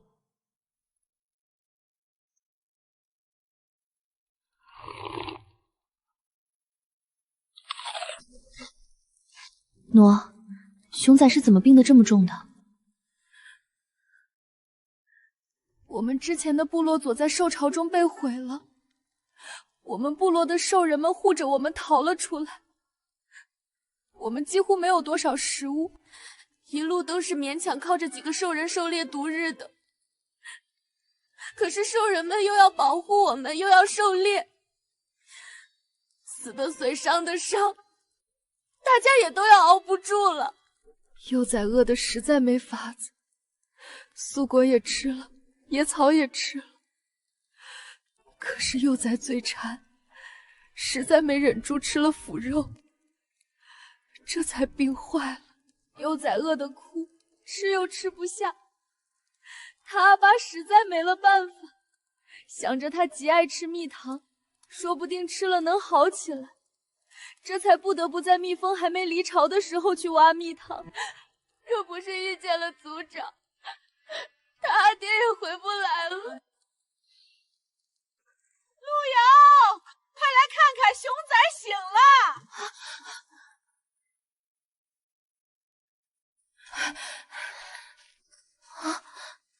阿妈，我好饿呀！还好提前交代加了金粉和蜜糖，熬得多些时间，现在吃正合适。阿妈，这糊糊里有蜜糖，好吃，特别好吃。陆瑶，对于所有人来说，这都是一个值得喜悦的好消息。不过部落里此时忙得厉害，等待我们去做的事情还有很多，尤其是新加入部落的人要妥善安置，工作量巨大。从素之前的表情和语气来看，我隐隐觉得司也是想让我认下巫这个身份的。我必须了解一下他到底是如何打算的。你救了熊仔，可我也只能做这么多。兽人部落落成后，都会举办一次祭神仪式，要祭祀过兽神，才算部落正式成立。虽说兽神已经很多年没有再降过什么神迹，可每一个真正的巫，却都能得到兽神的眷顾，从兽神处得到一些传承。我觉得你是唯一有一丝希望得到这个传承的人，就算得不到也没关系，只要以巫的身份祭祀过，你在部落的地位也会有所不同。我知道你懂很多我们所不知道的东西，你可以让部落变得更加强大，而想让所有人都更信服你所说的，这个身份对你也很重要。司也说的没错，我想让影部落更加强大，出于私心，我想过更好一点、更安全一点的日子。出于这些日子的相处，我也很喜欢这些族人，希望大家都能从受潮灾难的阴影中脱离，过上富足安稳的生活。如果不出意外，未来我将在这个兽人部落中度过极为漫长的岁月。我实在不希望自己的日子一直如同现在这样糟糕。我想将影部落建设得更好，绝不是靠我一己之力就能做到的。更不用说我拥有农场可能会供进的源源不断的特殊资源。司爷，如果我没有得到传承，大家会很失望吗？不会，应该说艾雅大陆已经有近70年没有人得到过传承了。听我阿爸说起过，从前兽神还眷顾艾雅大陆的时候，不论部落大小，在每一个兽神部落都会有巫得兽神传承，拥有很多神奇的能力，甚至能与神力沟通，将很多神奇的东西带来这片大陆。没有了兽神的传承，随着时间流逝，巫的数量越来越少，能力也越发微弱。如今虽然还是会有祭祀，每个部落也会挑选出巫，可几乎没有人能得到传承，仅仅是凭借着曾经族里的巫留下的一些经验来勉强支撑。没有了兽神的庇佑，没有了巫的辅佐，在越发强大的兽潮一次次冲击下，兽人部落只能逐渐衰败。哪怕是曾经一些很强大的部落，也都逐渐走向了毁灭。尤其是这一次的兽潮。其实大家大多都来自于不同的部落，都是这场灾难中的幸存者。这么多来自不同部落的人聚集在了一起，可想而知，这场灾难到底摧毁了多少个部落。我们这里也不过是一处缩影罢了。可不知道从什么时候开始，兽神不再眷顾这里了。即使兽人们无数次的祭祀跪拜，也再得不到兽神的注意。这一次，部落里加入了27个新兽人，他们的加入让部落里的兽人们都忍不住的欢呼。他们的欢呼让我感受到了部落的热情。对于每一个部落来说，第一珍贵的一定是幼崽，不管是自己的还是旁人的，哪怕是捡来的，只要是幼崽，那都珍贵非常。其次，那就是雌性了。雌性的数量代表着一个部落的强大和实力，只有足够强大的部落，才能养活和保护更多的雌性，部落也会更加壮大。这27个兽人都来自于同一个部落，曾经极为强大的熊人部落。他们都是全熊族，战斗力十分强大的种族，曾经在艾亚大陆名气极大，族人众多。可就是这样强大的部落，如今也凋零到了这般模样。甚至全部落的人拼尽全力和性命，才将雌性和幼崽送了出来。好在，如今精听们都总算又找到了安稳落脚的地方。而影部落也将成为他们的新家。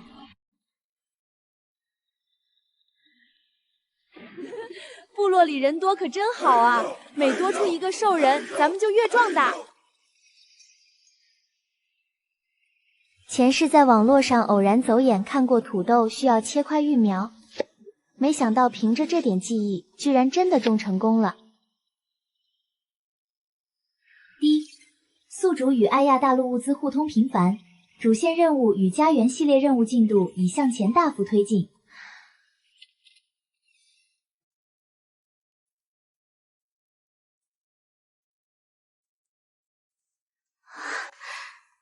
竟然是一床这么暖和的棉被，这第9环家园任务的奖励太及时了。对于从未经历过这里寒季的我来说，任何御寒的东西都分外重要。第3环主线任务结束，恭喜宿主获得宝贵奖励——医疗绷带制造图。可以利用加工台制作，而且不是普通纱布，是附带快速止血和修复伤口效果的道具。这对兽人们来说简直是救命的东西。可是，我该怎么把这些东西拿出去呢？四野之前说，我能从兽神那里得到没人见过的宝物。系统曾说我是第128位宿主，前面的127位去了哪里？会不会就是这片大陆上那些传说中不普通的巫？不管前人如何栽树，我这后人好长粮就行。过几天的祭祀仪式上，就算感应不到传承之力，我也要把这些天外来物全推到兽神身上。苦爷爷推测，寒季大约还有1个多月就要降临了，生怕连自己都活不下去。我现在根本顾不上藏私了。如果没有兽人和部落的守护，在这片大陆我必死无疑。影部落是我赖以生存的土壤，我是发自内心的喜欢这里，我必须守护好它。瑶瑶，大家现在都明白大名和昵称的区别了。那我什么时候能跟你姓啊？让我叫露罗好不好？这名字也太难听了吧，你还是先叫罗吧。别急，告诉姐姐阿爸怎么了，但凡有一丝希望也要去看看。再不济，我能尝试制作绷带图纸了，希望能有用吧。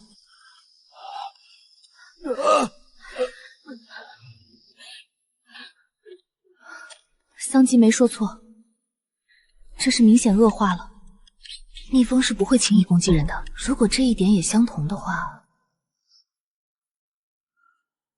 诺，我要尝试着处理一下桑亚的伤口，只是我不能保证处理过后是会好转还是会更差，我需要你来做个决定。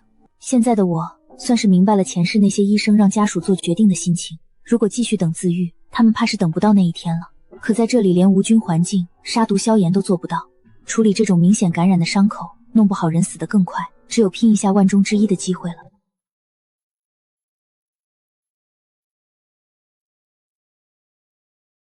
他们的状况很糟糕，我要一种很冒险的方式来处理一下他们的伤口。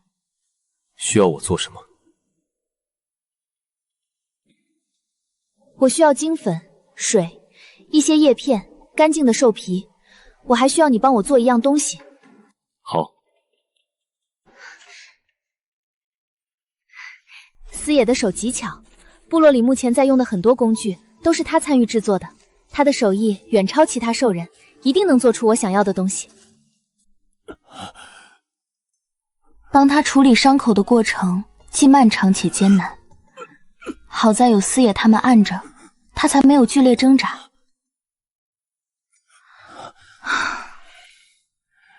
盐水消毒极疼，但这在艾雅大陆也是我没办法的办法了。比起失去性命，这疼痛许是可以忍耐的吧。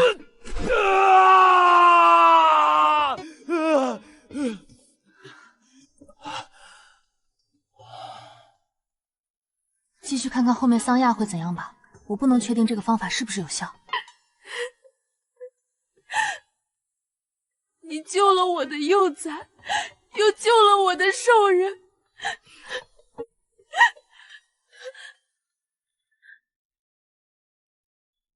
直到日暮西垂，才把他们3个的伤处理完，早饭都没顾得上吃，现在胃里简直像是有火烧一样。好在努力没有白费，尝试的结果很不错。虽然是极为冒险的举动，但3个兽人的状态明显都有所缓解。至于到底能不能挺过这一关，就看他们自己了。最近天气凉得厉害，今年的寒季怕是要提前了。我们部落目前的食物还太少，工具也不够，御寒的兽皮也很少，粮食这些我都清楚。先说说进展吧。尤婆婆，现在兽皮有多少？填充绒毛的事情成功了吗？现在大张的兽皮有24张，小块的倒是多一些，有60多张，都很小。成功了吗？今晚应该就可以缝制完成了。因为骨针和藤蔓太粗糙，缝合空隙大，绒毛分分钟往外飞。为了改良骨针，用小块兽皮补丁，我跟他们折腾了好些日子，跟漂亮扯不上半般未见关系，但好在成功了。第一床加了绒毛的兽皮，我选用了小块的兽皮做拼接，所以速度慢了一些。会很暖和吗？当然，一会儿素他们缝好了，你们可以试试。食物这一块，我有些新的想法。今天晚上大家聚集起来，就是为了探讨科清理和围捕。这些日子在狩猎的时候，我们特别留意了这些巢穴，并且做了标记。我准备将狩猎小组再次一分为2，一队继续跟我去更远巡查这巢穴，进行固定狩猎。组长，你的意思是只在这几个洞穴附近狩猎？是。可是你也知道，野兽也不是每天都待在巢穴里啊。我们难道就在他们的巢穴处等着吗？不，你们先去布置陷阱，搭配陷阱进行固定地点的狩猎。野兽总是要归巢的，巢穴附近的陷阱会有更大的概率捕捉到它们，而且在他们的巢穴附近也更容易遇见这些猎物。陷阱布置完毕后，2队只需要1天2次巡查巢穴周边就可以了。遇到野兽就捕杀，其他时间可以配合部落收集其他东西。这一次的碰头讨狼，一直到了深夜才算结束。好在回到系统能直接睡下，虽说只是意识体进入农场。但在这木屋休息，还是感觉放松又舒畅。比起食物里的兽皮干草，这拥有柔软被褥的木床，当真是舒服的让人叹息。虽比起前世还甚是简陋，但对比现在的条件，这里已经算是天堂了。最重要的是，在这木屋休息，用更短的时间得到更充分的效果。平时要睡足8小时，在这里只需4、5个小时就极易进入深度睡眠，睡眠质量极高，饱饱的睡了一觉。外面的天还黑着，大家都还在睡梦之中，除了巡逻声，一切都很安宁。趁着这会儿功夫，我还是要回农场，好好忙碌一下。这盖板下面有好多机械元线，具体怎么运作的我也不得而知，但这并不重要，能制作的东西实在太有限了，寥寥几样，和我想象中的差别甚大。绷带、麻绳、木板、原铁、原煤、陶土、石板、棉布，万万没想到居然可以制作棉布。这东西既可以做衣服，又可以做被子，唯独可惜的是暂时还无法制作，毕竟目前为止还没找到棉花。不过不遗憾，艾亚大陆物资极为丰足，找到棉花只是迟早的事，能在寒季来临前找到最好，就算不能也没关系，明年我们还有很多时间。工作台一共能做8样基础材料和物件，只是除了木板，其他的我都还没材料，尤其是我迫切想要的绷带，明确写着需要棉布，真是让人无奈至极。我想起来了，前些日子带回来的煤块和那金属土块还没来得及研究，我前世并没见过这东西，唯一见过2种煤，一种是烧烤时用的长条，形，另一种就是圆形的蜂窝煤。这是当时偷偷收起来让系统辨识的铁原石，系统给它起名叫混杂的铁原石。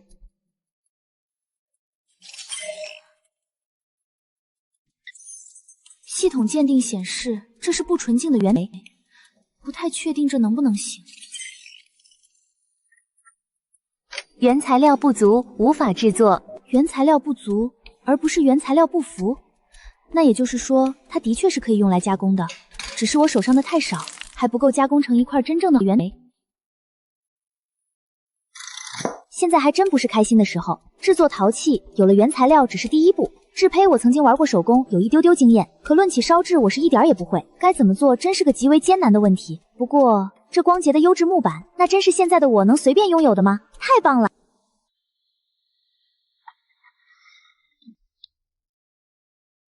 检测到木材是否合成木板，合成。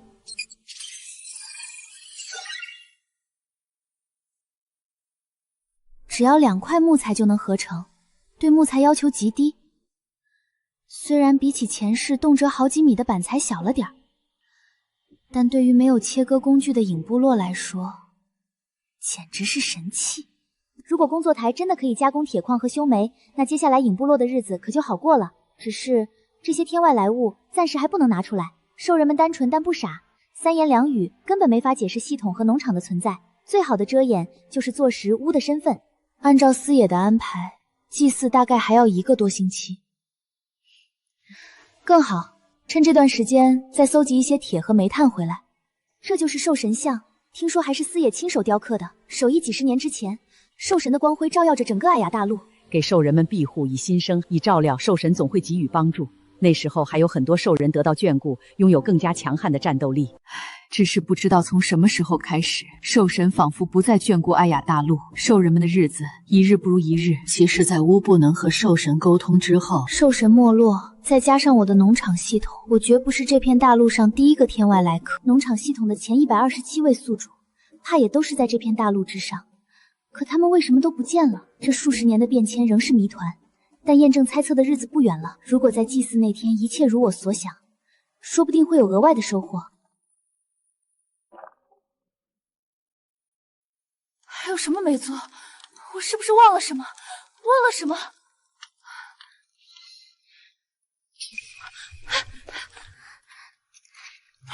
神使大人，放着我来烧。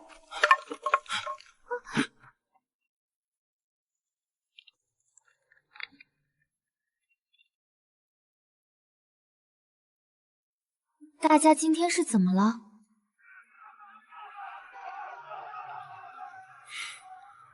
恐惧。今天的祭祀，在大家看来如同一场审判，审判我们这些被兽神抛弃的子民，被自己的神抛弃，哪怕不甘愿，可我们仍旧一次次的在重复这件事。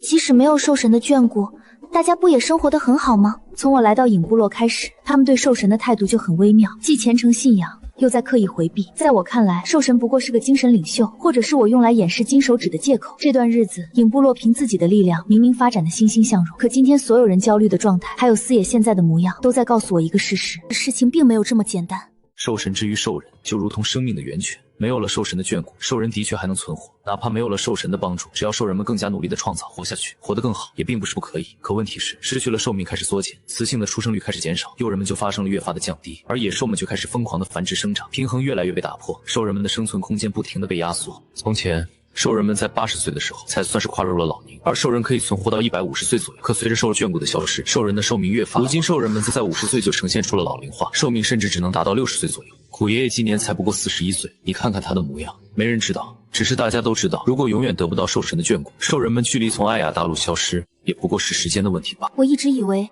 苦爷爷至少有70岁了，毕竟苦爷爷看着就年老，哪里像是个才40几岁的人。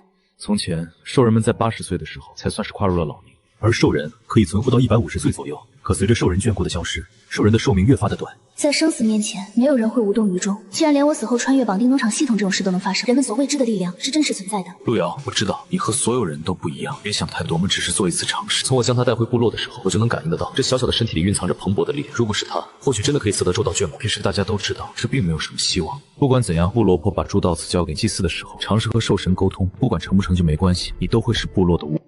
另外，这次祭祀结束后，我就要进入成熟期了。刘婆婆，路要交给你了，接下来一直到祭祀，你都要照料好他。祝祷祠的事情也都拜托你。婆婆，族长要敬辰日就在祭祀后2天。是啊，过了这个敬辰日，族长就真正的进入成熟期了。进入成熟期了，然后呢？然后就可以成家了啊！只是瑶瑶你还得些日子才能成年呢。尤婆婆，我有个非常非常重要的问题，一定要问你。我是族长带回来的，那我跟族长之间的关系是有什么特别的吗？当然了，这都不是绝对的，只是绝大多数都会结成伴侣，所以大家也都默认了这件事。若是兽人有保留这个求偶权的意思，就会让雌性居住在自己的洞穴里；若是没有，则会安排雌性去其他地方居住。而雌性如果完全不想接受，可以拒绝共同居住；如果打算相处一下或者接受伴侣身份，就会一起共同居住一段时间。对于自己跟司野的关系，我一直有诸多猜测，这会儿得到了准确的答复，更多的还是另一只脚终于落地的踏实感。比起盲目的猜测，这种心中有数的感觉让我更有安全感。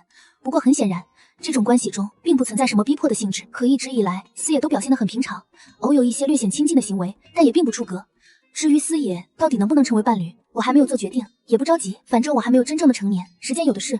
比起谈恋爱，我现在更想搞事业，再没有什么比建设部落、吃好喝好来得更加重要了，不再纠结这个问题了。现在最重要的是努力跟着尤婆婆学习祝祷词，了解祭祀的一些流程。其实兽人们的祭祀并没有那么多讲究，真正神迹的也就是和兽神是否能完成连接这一步，而这一步在场的所有人都没有真正的见过，因为距离最近的一次还是发生在70多年前。那会儿别说是这些年轻的兽人了，就是部落里最年长的苦爷爷也没有见过。没错，苦爷爷就是部落里最年长的了，一个40几岁的老年兽人，让人有种说不出的心酸。不过虽然没人见过兽神的神迹，但通过一辈一辈的口口相传，大家还是能简单描述一下那个画面的。从由婆婆口中说出来，就是如果兽神愿意降下神迹，那么兽神像会有所变化，具体是什么变化，我也说不清楚。除此之外，就是和兽神连接的巫会有所变化，最明显的变化就是巫的眉心会出现一个图腾。至于这个图腾的样子，尤婆婆也说不清楚，反正就是众说纷纭，听起来是非常神奇的。我还有那么一点小期待，隐隐觉得如果猜的没错，那么今天这些神迹还是有很大概率会发生的。我不知道自己是不是真的能跟那位兽神沟通上，别管是兽神也好，高级智慧也好，甚至是系统背后有什么庞大力量也好，我都不在意，我只在意这些东西会给他带来的实际好处，是不是真的可以让兽人们寿命得到延长，是不是可以让部落的生活更好。对于一个部落来说，今天是极为重要的日子，每个人的脸上都有着期待和忧虑，两种不该出现在一起的情绪在每个人的脸上交替着。感恩兽神的赐福，让兽人拥有了灵智；感恩兽神的眷顾，让兽人拥有了力量；感恩兽人拥有了生命。兽人的一切都源自于兽神的赐予，请族长正式为部落赐名。韩影兽族，名唤司野，今日正式成立部落，名为影。报于兽神大人，务必牢记，守护艾亚大陆的每一片土地，热爱艾亚大陆的每一个生灵，保护我的部落和族人，誓死捍卫兽人的荣光。部落迎大成，迎请勿。我从没有哪一刻像是如今这般如此的期盼着自己可以做成一件事情。如果农场系统真的跟这个兽神有关联的话，如果他可以给这些人带来一些生的希望，不过也不敢有过多的期待，我怕结局和我所想的不同，我承受不了这种失望，大家也承受不了这种失望。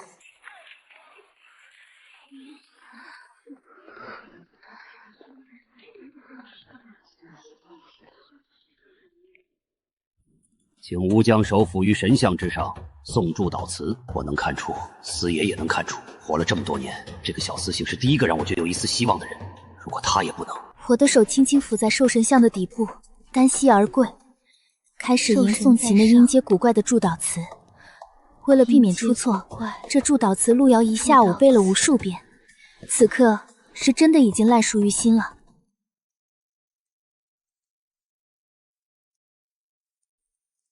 连农场系统也没有丝毫动静，这个神圣的仪式丝毫没有给我带来什么东西吗？生活的困苦，幼崽的夭折，我们到底做错了什么，要被虔诚信奉的神明抛弃？命运再也不能逆转了吗？我不甘心，真的不甘心。就算人力不能左右神力，我也不能就这么放弃。我的身体在外面只能撑10分钟，10分钟后就会倒下陷入睡眠，必须抓紧时间。系统，系统，你出来！系统，你到底跟这个世界有没有关系？那个兽神到底跟你有没有关系？系统，系统！如果不能跟兽神连接，我就不能光明正大把珍贵的东西拿出去。兽人们的寿命在减少，我不想40几岁就衰老成那样。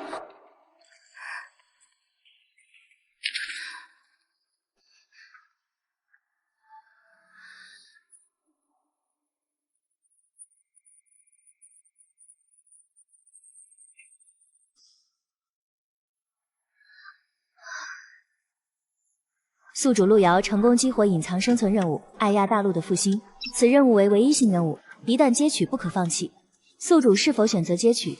生存任务，接受。宿主路遥成功接取任务艾亚大陆的复兴，此任务与宿主正式绑定成功。若无法完成该任务，则宿主抹杀。宿主路遥激活隐藏生存任务成功，系统将进行更新。更新期间，宿主不可进入农场系统。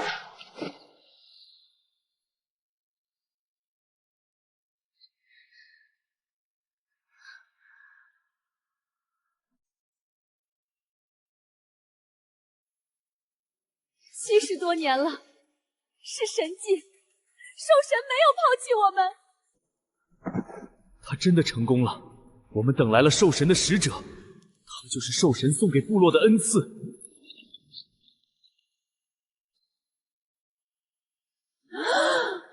尤婆婆说的那个图腾出现了，我成功了，我真的成功了。影部落里从没有过这样的狂欢，看着他们脸上无法控制的兴奋，我才终于觉得踏实了，就像做了一场梦。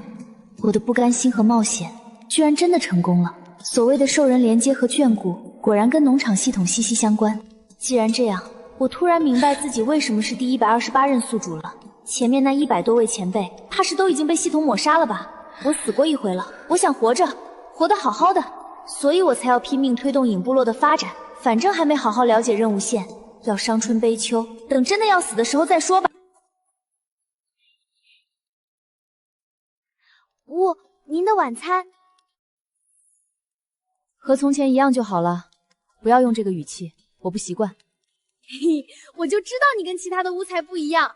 瑶瑶，你真是太厉害了！你居然真的得到了兽神的指引，让兽神愿意重新眷顾兽人们。天啊，我现在还觉得自己像是在做梦。如果这个消息传出去，一定会有很多的兽人愿意加入影部落。哦不，所有人都会愿意来的。能得到兽神的庇护，兽神在上，我们部落是要变成兽人族的第一部落了吧？我们这里会变成圣地。除了你，我已经很多年没有听说过真正的巫出现了。我的兽神大人，太震撼了！我现在还在脑子里不停想着那个画面，这一切真的是神迹。从今天开始，我在兽人族的身份就已经和过去完全不同。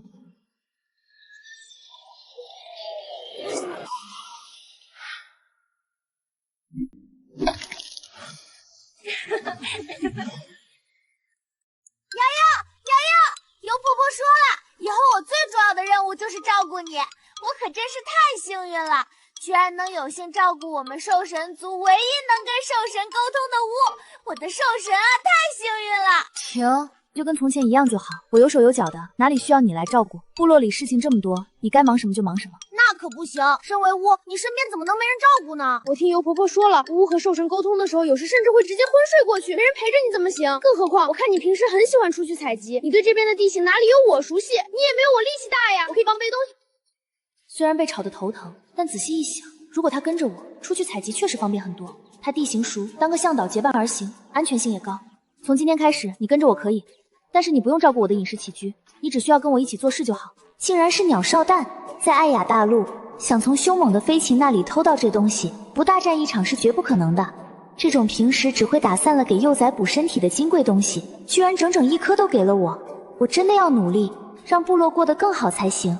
如今的影部落已经颇具雏形了，光是房子就有13个了。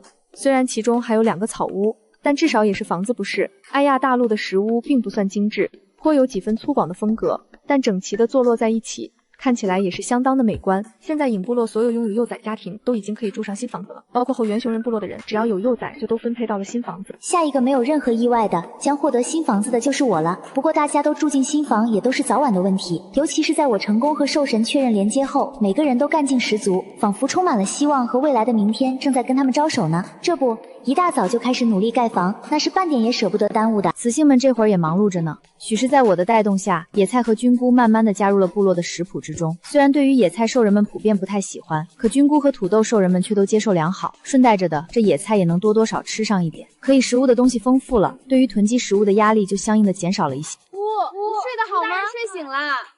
呜，你醒了，早饭可是吃饱啦？初，你还叫我名字就好，大家也不用这么客气，都叫名字就可以了。我还是亚成年呢，被你们叫乌，我感觉我都变成了老年雌性了。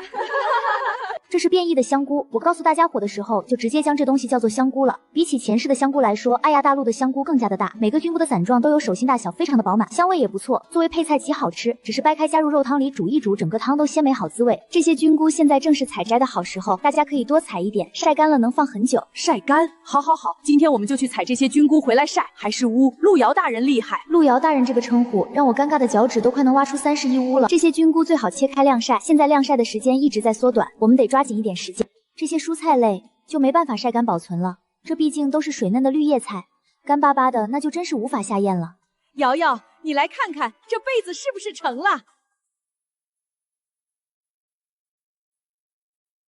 成了，没错，就是这样。这被子的颜值东拼西凑的，属实算不得高，可这被子却很柔软。虽然用小张的兽皮制作看起来有些杂乱，可是体型更小的野兽相对而言兽皮也更加柔软一些，做成被子摸起来非常的舒服。刚刚我可是偷偷试了一下，别提有多暖和了。这个事情就交给我吧，寒季到来之前，我保证让大家伙都有这被子盖。来收肉啦！左右我们是去看热闹的，收肉这种体力活，寻常是不用雌性们去做的。族长和乌大人的办法实在是太厉害了。我们今天去巡查那些陷阱，这哪里还用捕猎呀？这些陷阱抓的野兽，我们都吃好多天了。哼！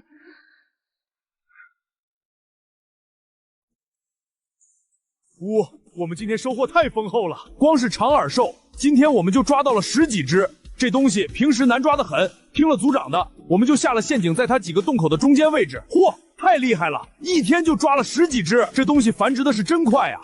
我们前些日子刚猎过，这才多少天啊！除了战斗，那就剩下获得大量猎物的时候了。路遥，我有事要和你商量。怎么还受伤了？小伤，有个很特别的发现。今天我们去了远一点的地方狩猎，我们发现了一处金粉矿，我还发现了一种草。这个草我小的时候见阿爸用过，说是可以止血。对，应该是止血，时间太久了，我记不清楚。但我带了一些回来，你要不要看一下？好，你先给我，我得仔细研究一下。我让索尔他们注意陷阱里若是有活物，你说的养殖吗？也可以，只是随着天气冷下去，这些动物也是需要保暖的。你的意思是，还得给这些野兽盖房子？是，不但要盖房子，而且还要盖得好一点。起码的一些取暖方式都得准备上。取暖方式？对，这也正是我一直想跟你说的。我们可以在房子里加盖火炕、壁炉或者火尘来取暖。火炕指的是大家睡的地方，现大家都是席地而卧，就算有稻草和兽皮，也难免受到地面传来的凉气影响。若是进了寒季，这个情况恐怕会更厉害。让人和地面保持一定的距离，而且内部留空隙，可以让热气进入火炕，整个炕面都是热乎乎的，人睡在上面自然就暖和得很。将火炕和烹煮用的灶香连接，就可以将日常烹煮烧火的热量传入火炕，两相得益。只是搭建灶房都需要不少的时间，设置也不确定在寒季通风口。女王讲简单快速的办法，就是火塘或者壁炉。壁炉则是一样，只是盖在房子里，需要热一个专门的烟筒用来排烟。小雌性真的就是兽神赐予的那个所呢？或许就像是阿爸所说的那样。可如今看到小雌性，才真正意识到一个屋到底能给一个部落带来什么。四爷，这东西搭建很难吗？火塘不难，可是这东西搭建出来可能还需要做一些改良。第一个需要一点时间，后面的应该很快。至于壁炉和火炕二选其一就好。如果可以，只是火炕还要搭炉灶，要是做熟了1-2天就能搭建一套，其实也不算慢了。3个之中，你最喜欢火炕？可是据我所知，部落里很多兽人，烹煮的手艺……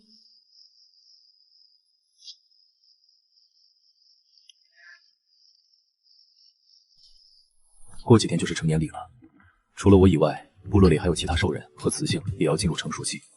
部落里的第一个成年礼大家会一起庆祝一下。到时候我再问问大家的选择，按照他们自己的选择来安排就好。不过这2样东西倒是可以先试着盖一下，就这么安排。火炕搭你的房子里，火塘搭给我，可好？系统的更新足足花了4天的时间，直到夜半之分才终于更新完成。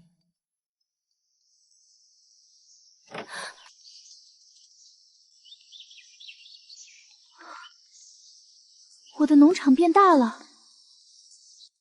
系统查看更新内容，这个功能是上一次更新后我就发现的。身为一个老玩家，查看游戏更新内容是习惯操作，自然得心应手。丁，检测到宿主已接取唯一任务艾雅大陆的复兴，成功激活隐藏生存任务，此任务为唯一且必完成任务，任务失败，宿主将会被抹杀。宿主是否已经清楚了解？不合就抹杀的事，我真是一点都不想再听到一次，哪怕已经有了心理准备，再次听到还是心头发冷。清楚。请宿主接取任务第1环神农尝百草，想要带领部落发展，首先要战胜饥荒。请宿主寻找到100种可食用植物，并且成功完成10次不同作物的种植。任务完成后可获得第1怀奖励宝箱，任务失败则宿主抹杀。宿主已成功接取生存任务第1环，第1环任务已开启。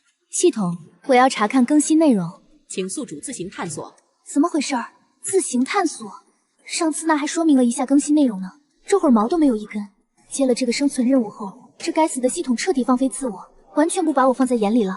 没绑定任务前态度比现在好多了，有了任务勾着，这系统简直牛上了天，气得我牙痒痒。算了，不刻意花时间探索了，不管什么变化总会看到的，眼下还是抓紧时间解决手边的事儿。30块土地种了4种作物，竟然没有一个被判定为发现的植物，没有太多智能引导，只能凭自己猜测了。许久没有感受过番茄的味道了，这一口简直让味蕾都在欢呼雀跃。玩家成功发现作物番茄，果然是尝百草，找对方向了。任务的关键不光在于找到，还得吃掉，光有作物不行，还要有吃法才算成功。好在我不抗拒这任务，只是目前能直接吃的也就番茄了，辣椒当然也可以，但这辣度不低，空嘴吃我可不想舌头受罪。反正任务没实现，也不急在一时半刻。空空荡荡，什么也没有，一如之前，也没什么不同。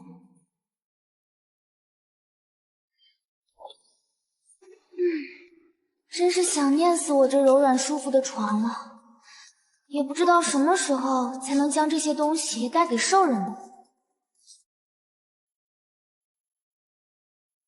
这是屋里最贵重的家具了，这会儿看起来好像有那么点不一样了呢。系统这次更新最大的惊喜肯定是这个多功能加工桌了，简直是焕然一新。原本只能看到需要棉布，现在一整个生产加工链条全细化了，需要什么材料一目了然，而且还多了一个实用的拆解功能。可惜是手边暂时还没什么加工产品能扔进去拆解，只能先眼馋一下了。蜡烛还有肥料，蜡烛照明方便，还适合在屋里用，对兽人们来说很实用。但这肥料来的可真是时候，虽然不知道100克是多少，也不知道2点肥力能增产多少。制作成功，每100克肥料可提升土地2点肥力，直接撒入土地即可使用。不过没关系，多放，使劲放就完了。食物类丢第1个框，资源类第2个，特殊分类第3个。在没得到系统确认前，还是不能随便拿出去给兽人们吃。竟然是板栗，不管这东西是哪来的，既然出现在这儿，就证明部落附近且肯定有。今天我就带罗去找找，要是能种植，绝对是高产作物。在艾雅大陆生活久了，对食物的要求早就从美味变成了单纯的饱腹。板栗虽然好吃，但太小了，根本不管饱，每天只有晚上能吃饱，早饭就是简单应付。为了度过寒季，大家拼命干活，却还要集节省食物，兽人们都瘦了一大圈，饿肚子似乎成了他们习以为常的事。不行，我的第1个小目标就是要想尽一切办法，让兽人们不再饿肚子，每人每一天都要体会到吃饱的滋味。一会儿就把这些都交给猿，要想完成尝百草任务，必须抱紧猿这个部落大厨的大腿才行。血气草，枝叶丰薄的植部，血气草的枝叶可用于伤口外敷，有着止血止疼的功效。太好了，有了系统的解读，咱们部落找到了第1个可以用来治疗外伤的草药了。这个发现绝对能让所有人沸腾。兽人常年在外捕猎，最常见的伤就是皮肉伤了，甚至经常会流血不止。有了这血气草，绝对是给生命多了一丝保障。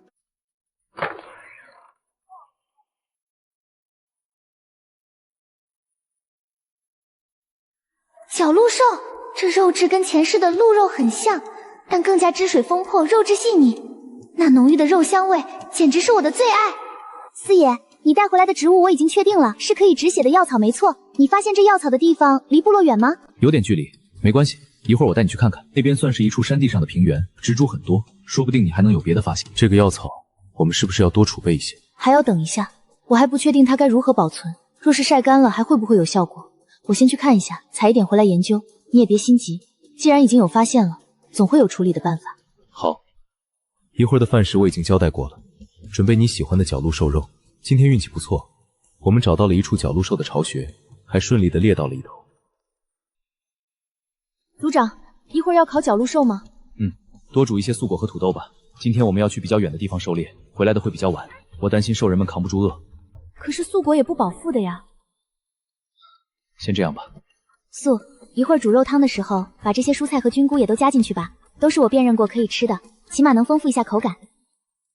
四爷，你还记得我之前说过多刺兽的事情吗？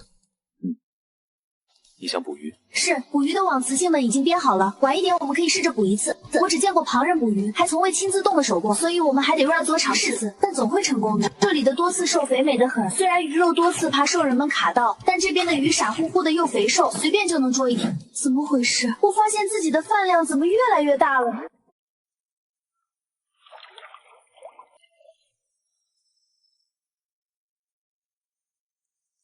大家就像我刚才说的那样，扯住边缘，用力甩出去，让它在水面上完全张开。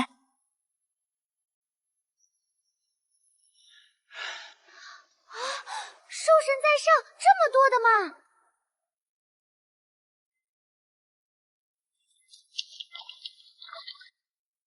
瑶瑶，这多刺兽可怎么吃啊？我记得我额妈之前说过，这东西腥臭的厉害，一点也不好吃。你们之前都怎么吃？烤着吃，煮着吃，我们都试过的。有好好清理他们的肚子吗？清理肚子？为什么要清理肚子？一会儿回去我教给大家怎么处理这多刺兽，今晚我们应该就能尝到它的味道了。今天就先这么多吧，太多了我怕素他们处理不过来，这东西还是新鲜的更美味一些。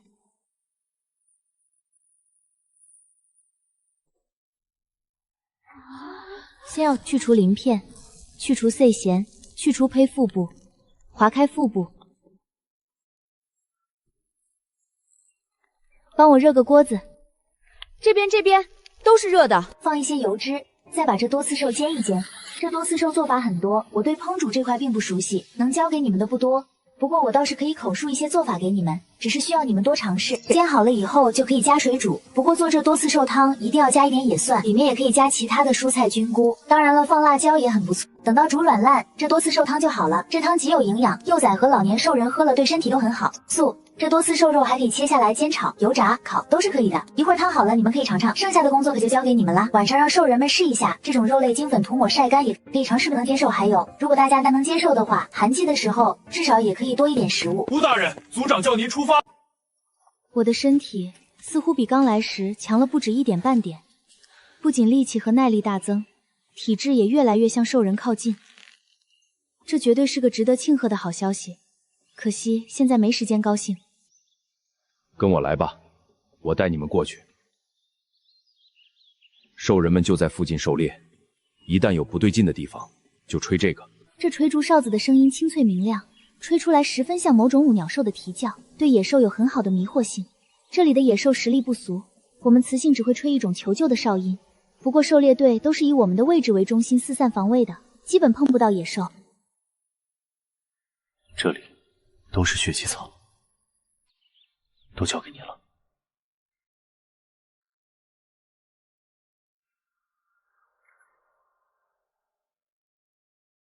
大家看过来，你们认识一下我手上的这个植株，一会儿就采集这个，每人采集半个背篓即可。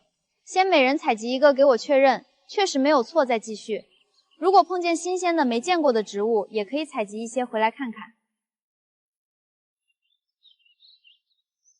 虎爷爷说寒季越来越近了，现在差不多相当于前世的8、9月份，是植被最茂盛的丰收期。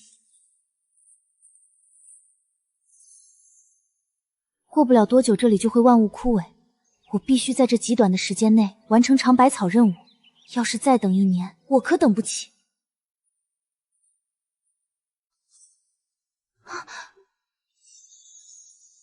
变异血果可食用。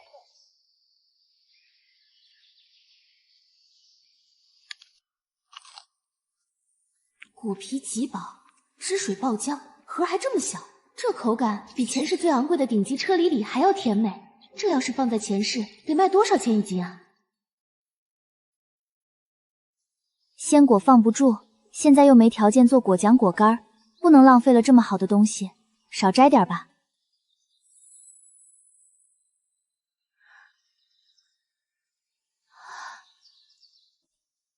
外形倒是极其相似，可这到底是不是我想的那种东西？万一猜错了，大家伙得空欢喜一场。不行，兽人们正在捕猎，就算弄不断这东西，我也绝对不能为了这点事儿吹哨，万一害他们遇到危险就完了。这片灌木太密了，要是走着走着找不到这儿，我非得难过死。这么多，竟然自己成林了，心疼死我了。但必须立刻确认它到底是什么。变异甘蔗可食用。甘蔗，这是真正的甘蔗，有甘蔗就代表了糖啊！这是密密麻麻一大片的糖，有糖有盐，生活更甜啊！艾亚大陆虽然有金粉代替盐，却没有任何糖类，水果的甜味终究比不上这浓郁的蔗糖滋味。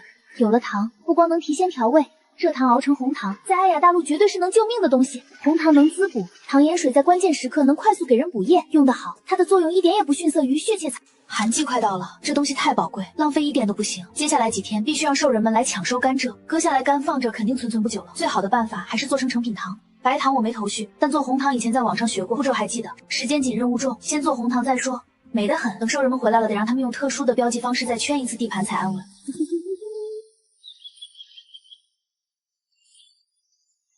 除了甘蔗，别的虽然都是些普通食材，但也足够让人满足了。这么多，这些血气草足够让我折腾一阵子了。罗，这附近像这样的血气草还有很多吗？多得很呢，那一大片全都是。系统暂时还没提供优化的处理方法，只能靠我自己先研究了。好在系统有鉴别能力，能省下不少时间。只要在它们枯萎前全部采摘好就行。鸡油菌可食用。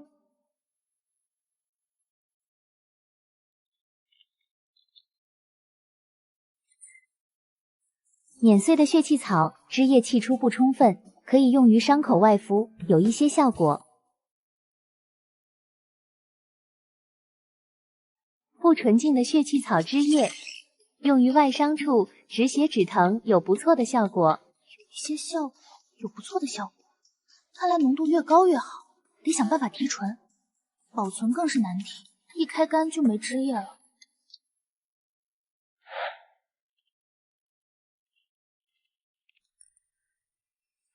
四爷，快跟我来，今天有个大发现！啊！别急，摔伤了怎么办？没事没事。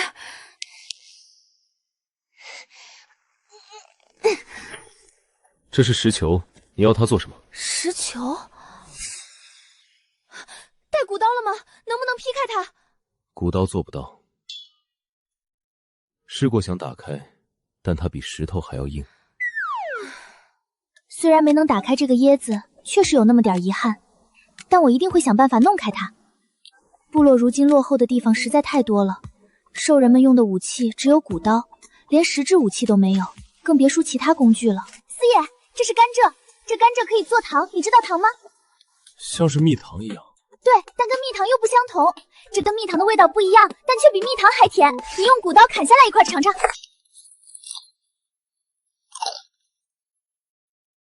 这些甘蔗的渣子可以用来烧火，甘蔗的汁水可以熬出固体的糖，可以保存很久很久。而且甘蔗得到的糖对雌性的身体极有好处，可以让雌性更好的孕育幼崽。怪不得路遥可以发现兽人族就再也不用担心繁衍生息的问题了。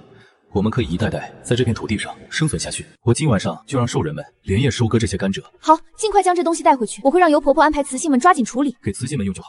明年我们会有更多的。收割的时候从地面上采集，不要连根拔起。明年这里一定还会长出许多多的甘蔗。这蔗糖不只能让雌性的身体更好，也可以抵抗严寒，对兽人们也有好处。好，依你。如果当时不是我带了他回来，如今又会如何？这个小雌性给部落带来了太多太多。有了这些，今年的寒季，影部落兴许真的能安然度过，不损失任何一个。每天这个时候都是部落里最欢欣的时候，大家能不能吃饱，全看当天兽人们狩猎的状态。若是少了，为了度过寒季，大家就只能靠素果糊糊填肚子，那可真不是件开心的事。好在今天收获颇丰。元，今天是你来烹煮吗？元可是部落里最擅长烹煮的雌性，手艺好的不得了，只是平时话少胆小，多数都默默做事，几乎没什么存在感。吴大人，多刺兽我很喜欢。猫族兽人啊，猫吃鱼那是天性，怪不得他今天看起来带着点说不出的喜悦劲儿。喜欢就好。今天做了很多吗？是的，今天做了很多多刺兽汤，我还试着用乌大人给的辣椒调味做了辣汤。今天我们还用多刺兽尝试了许多做法，都很好吃。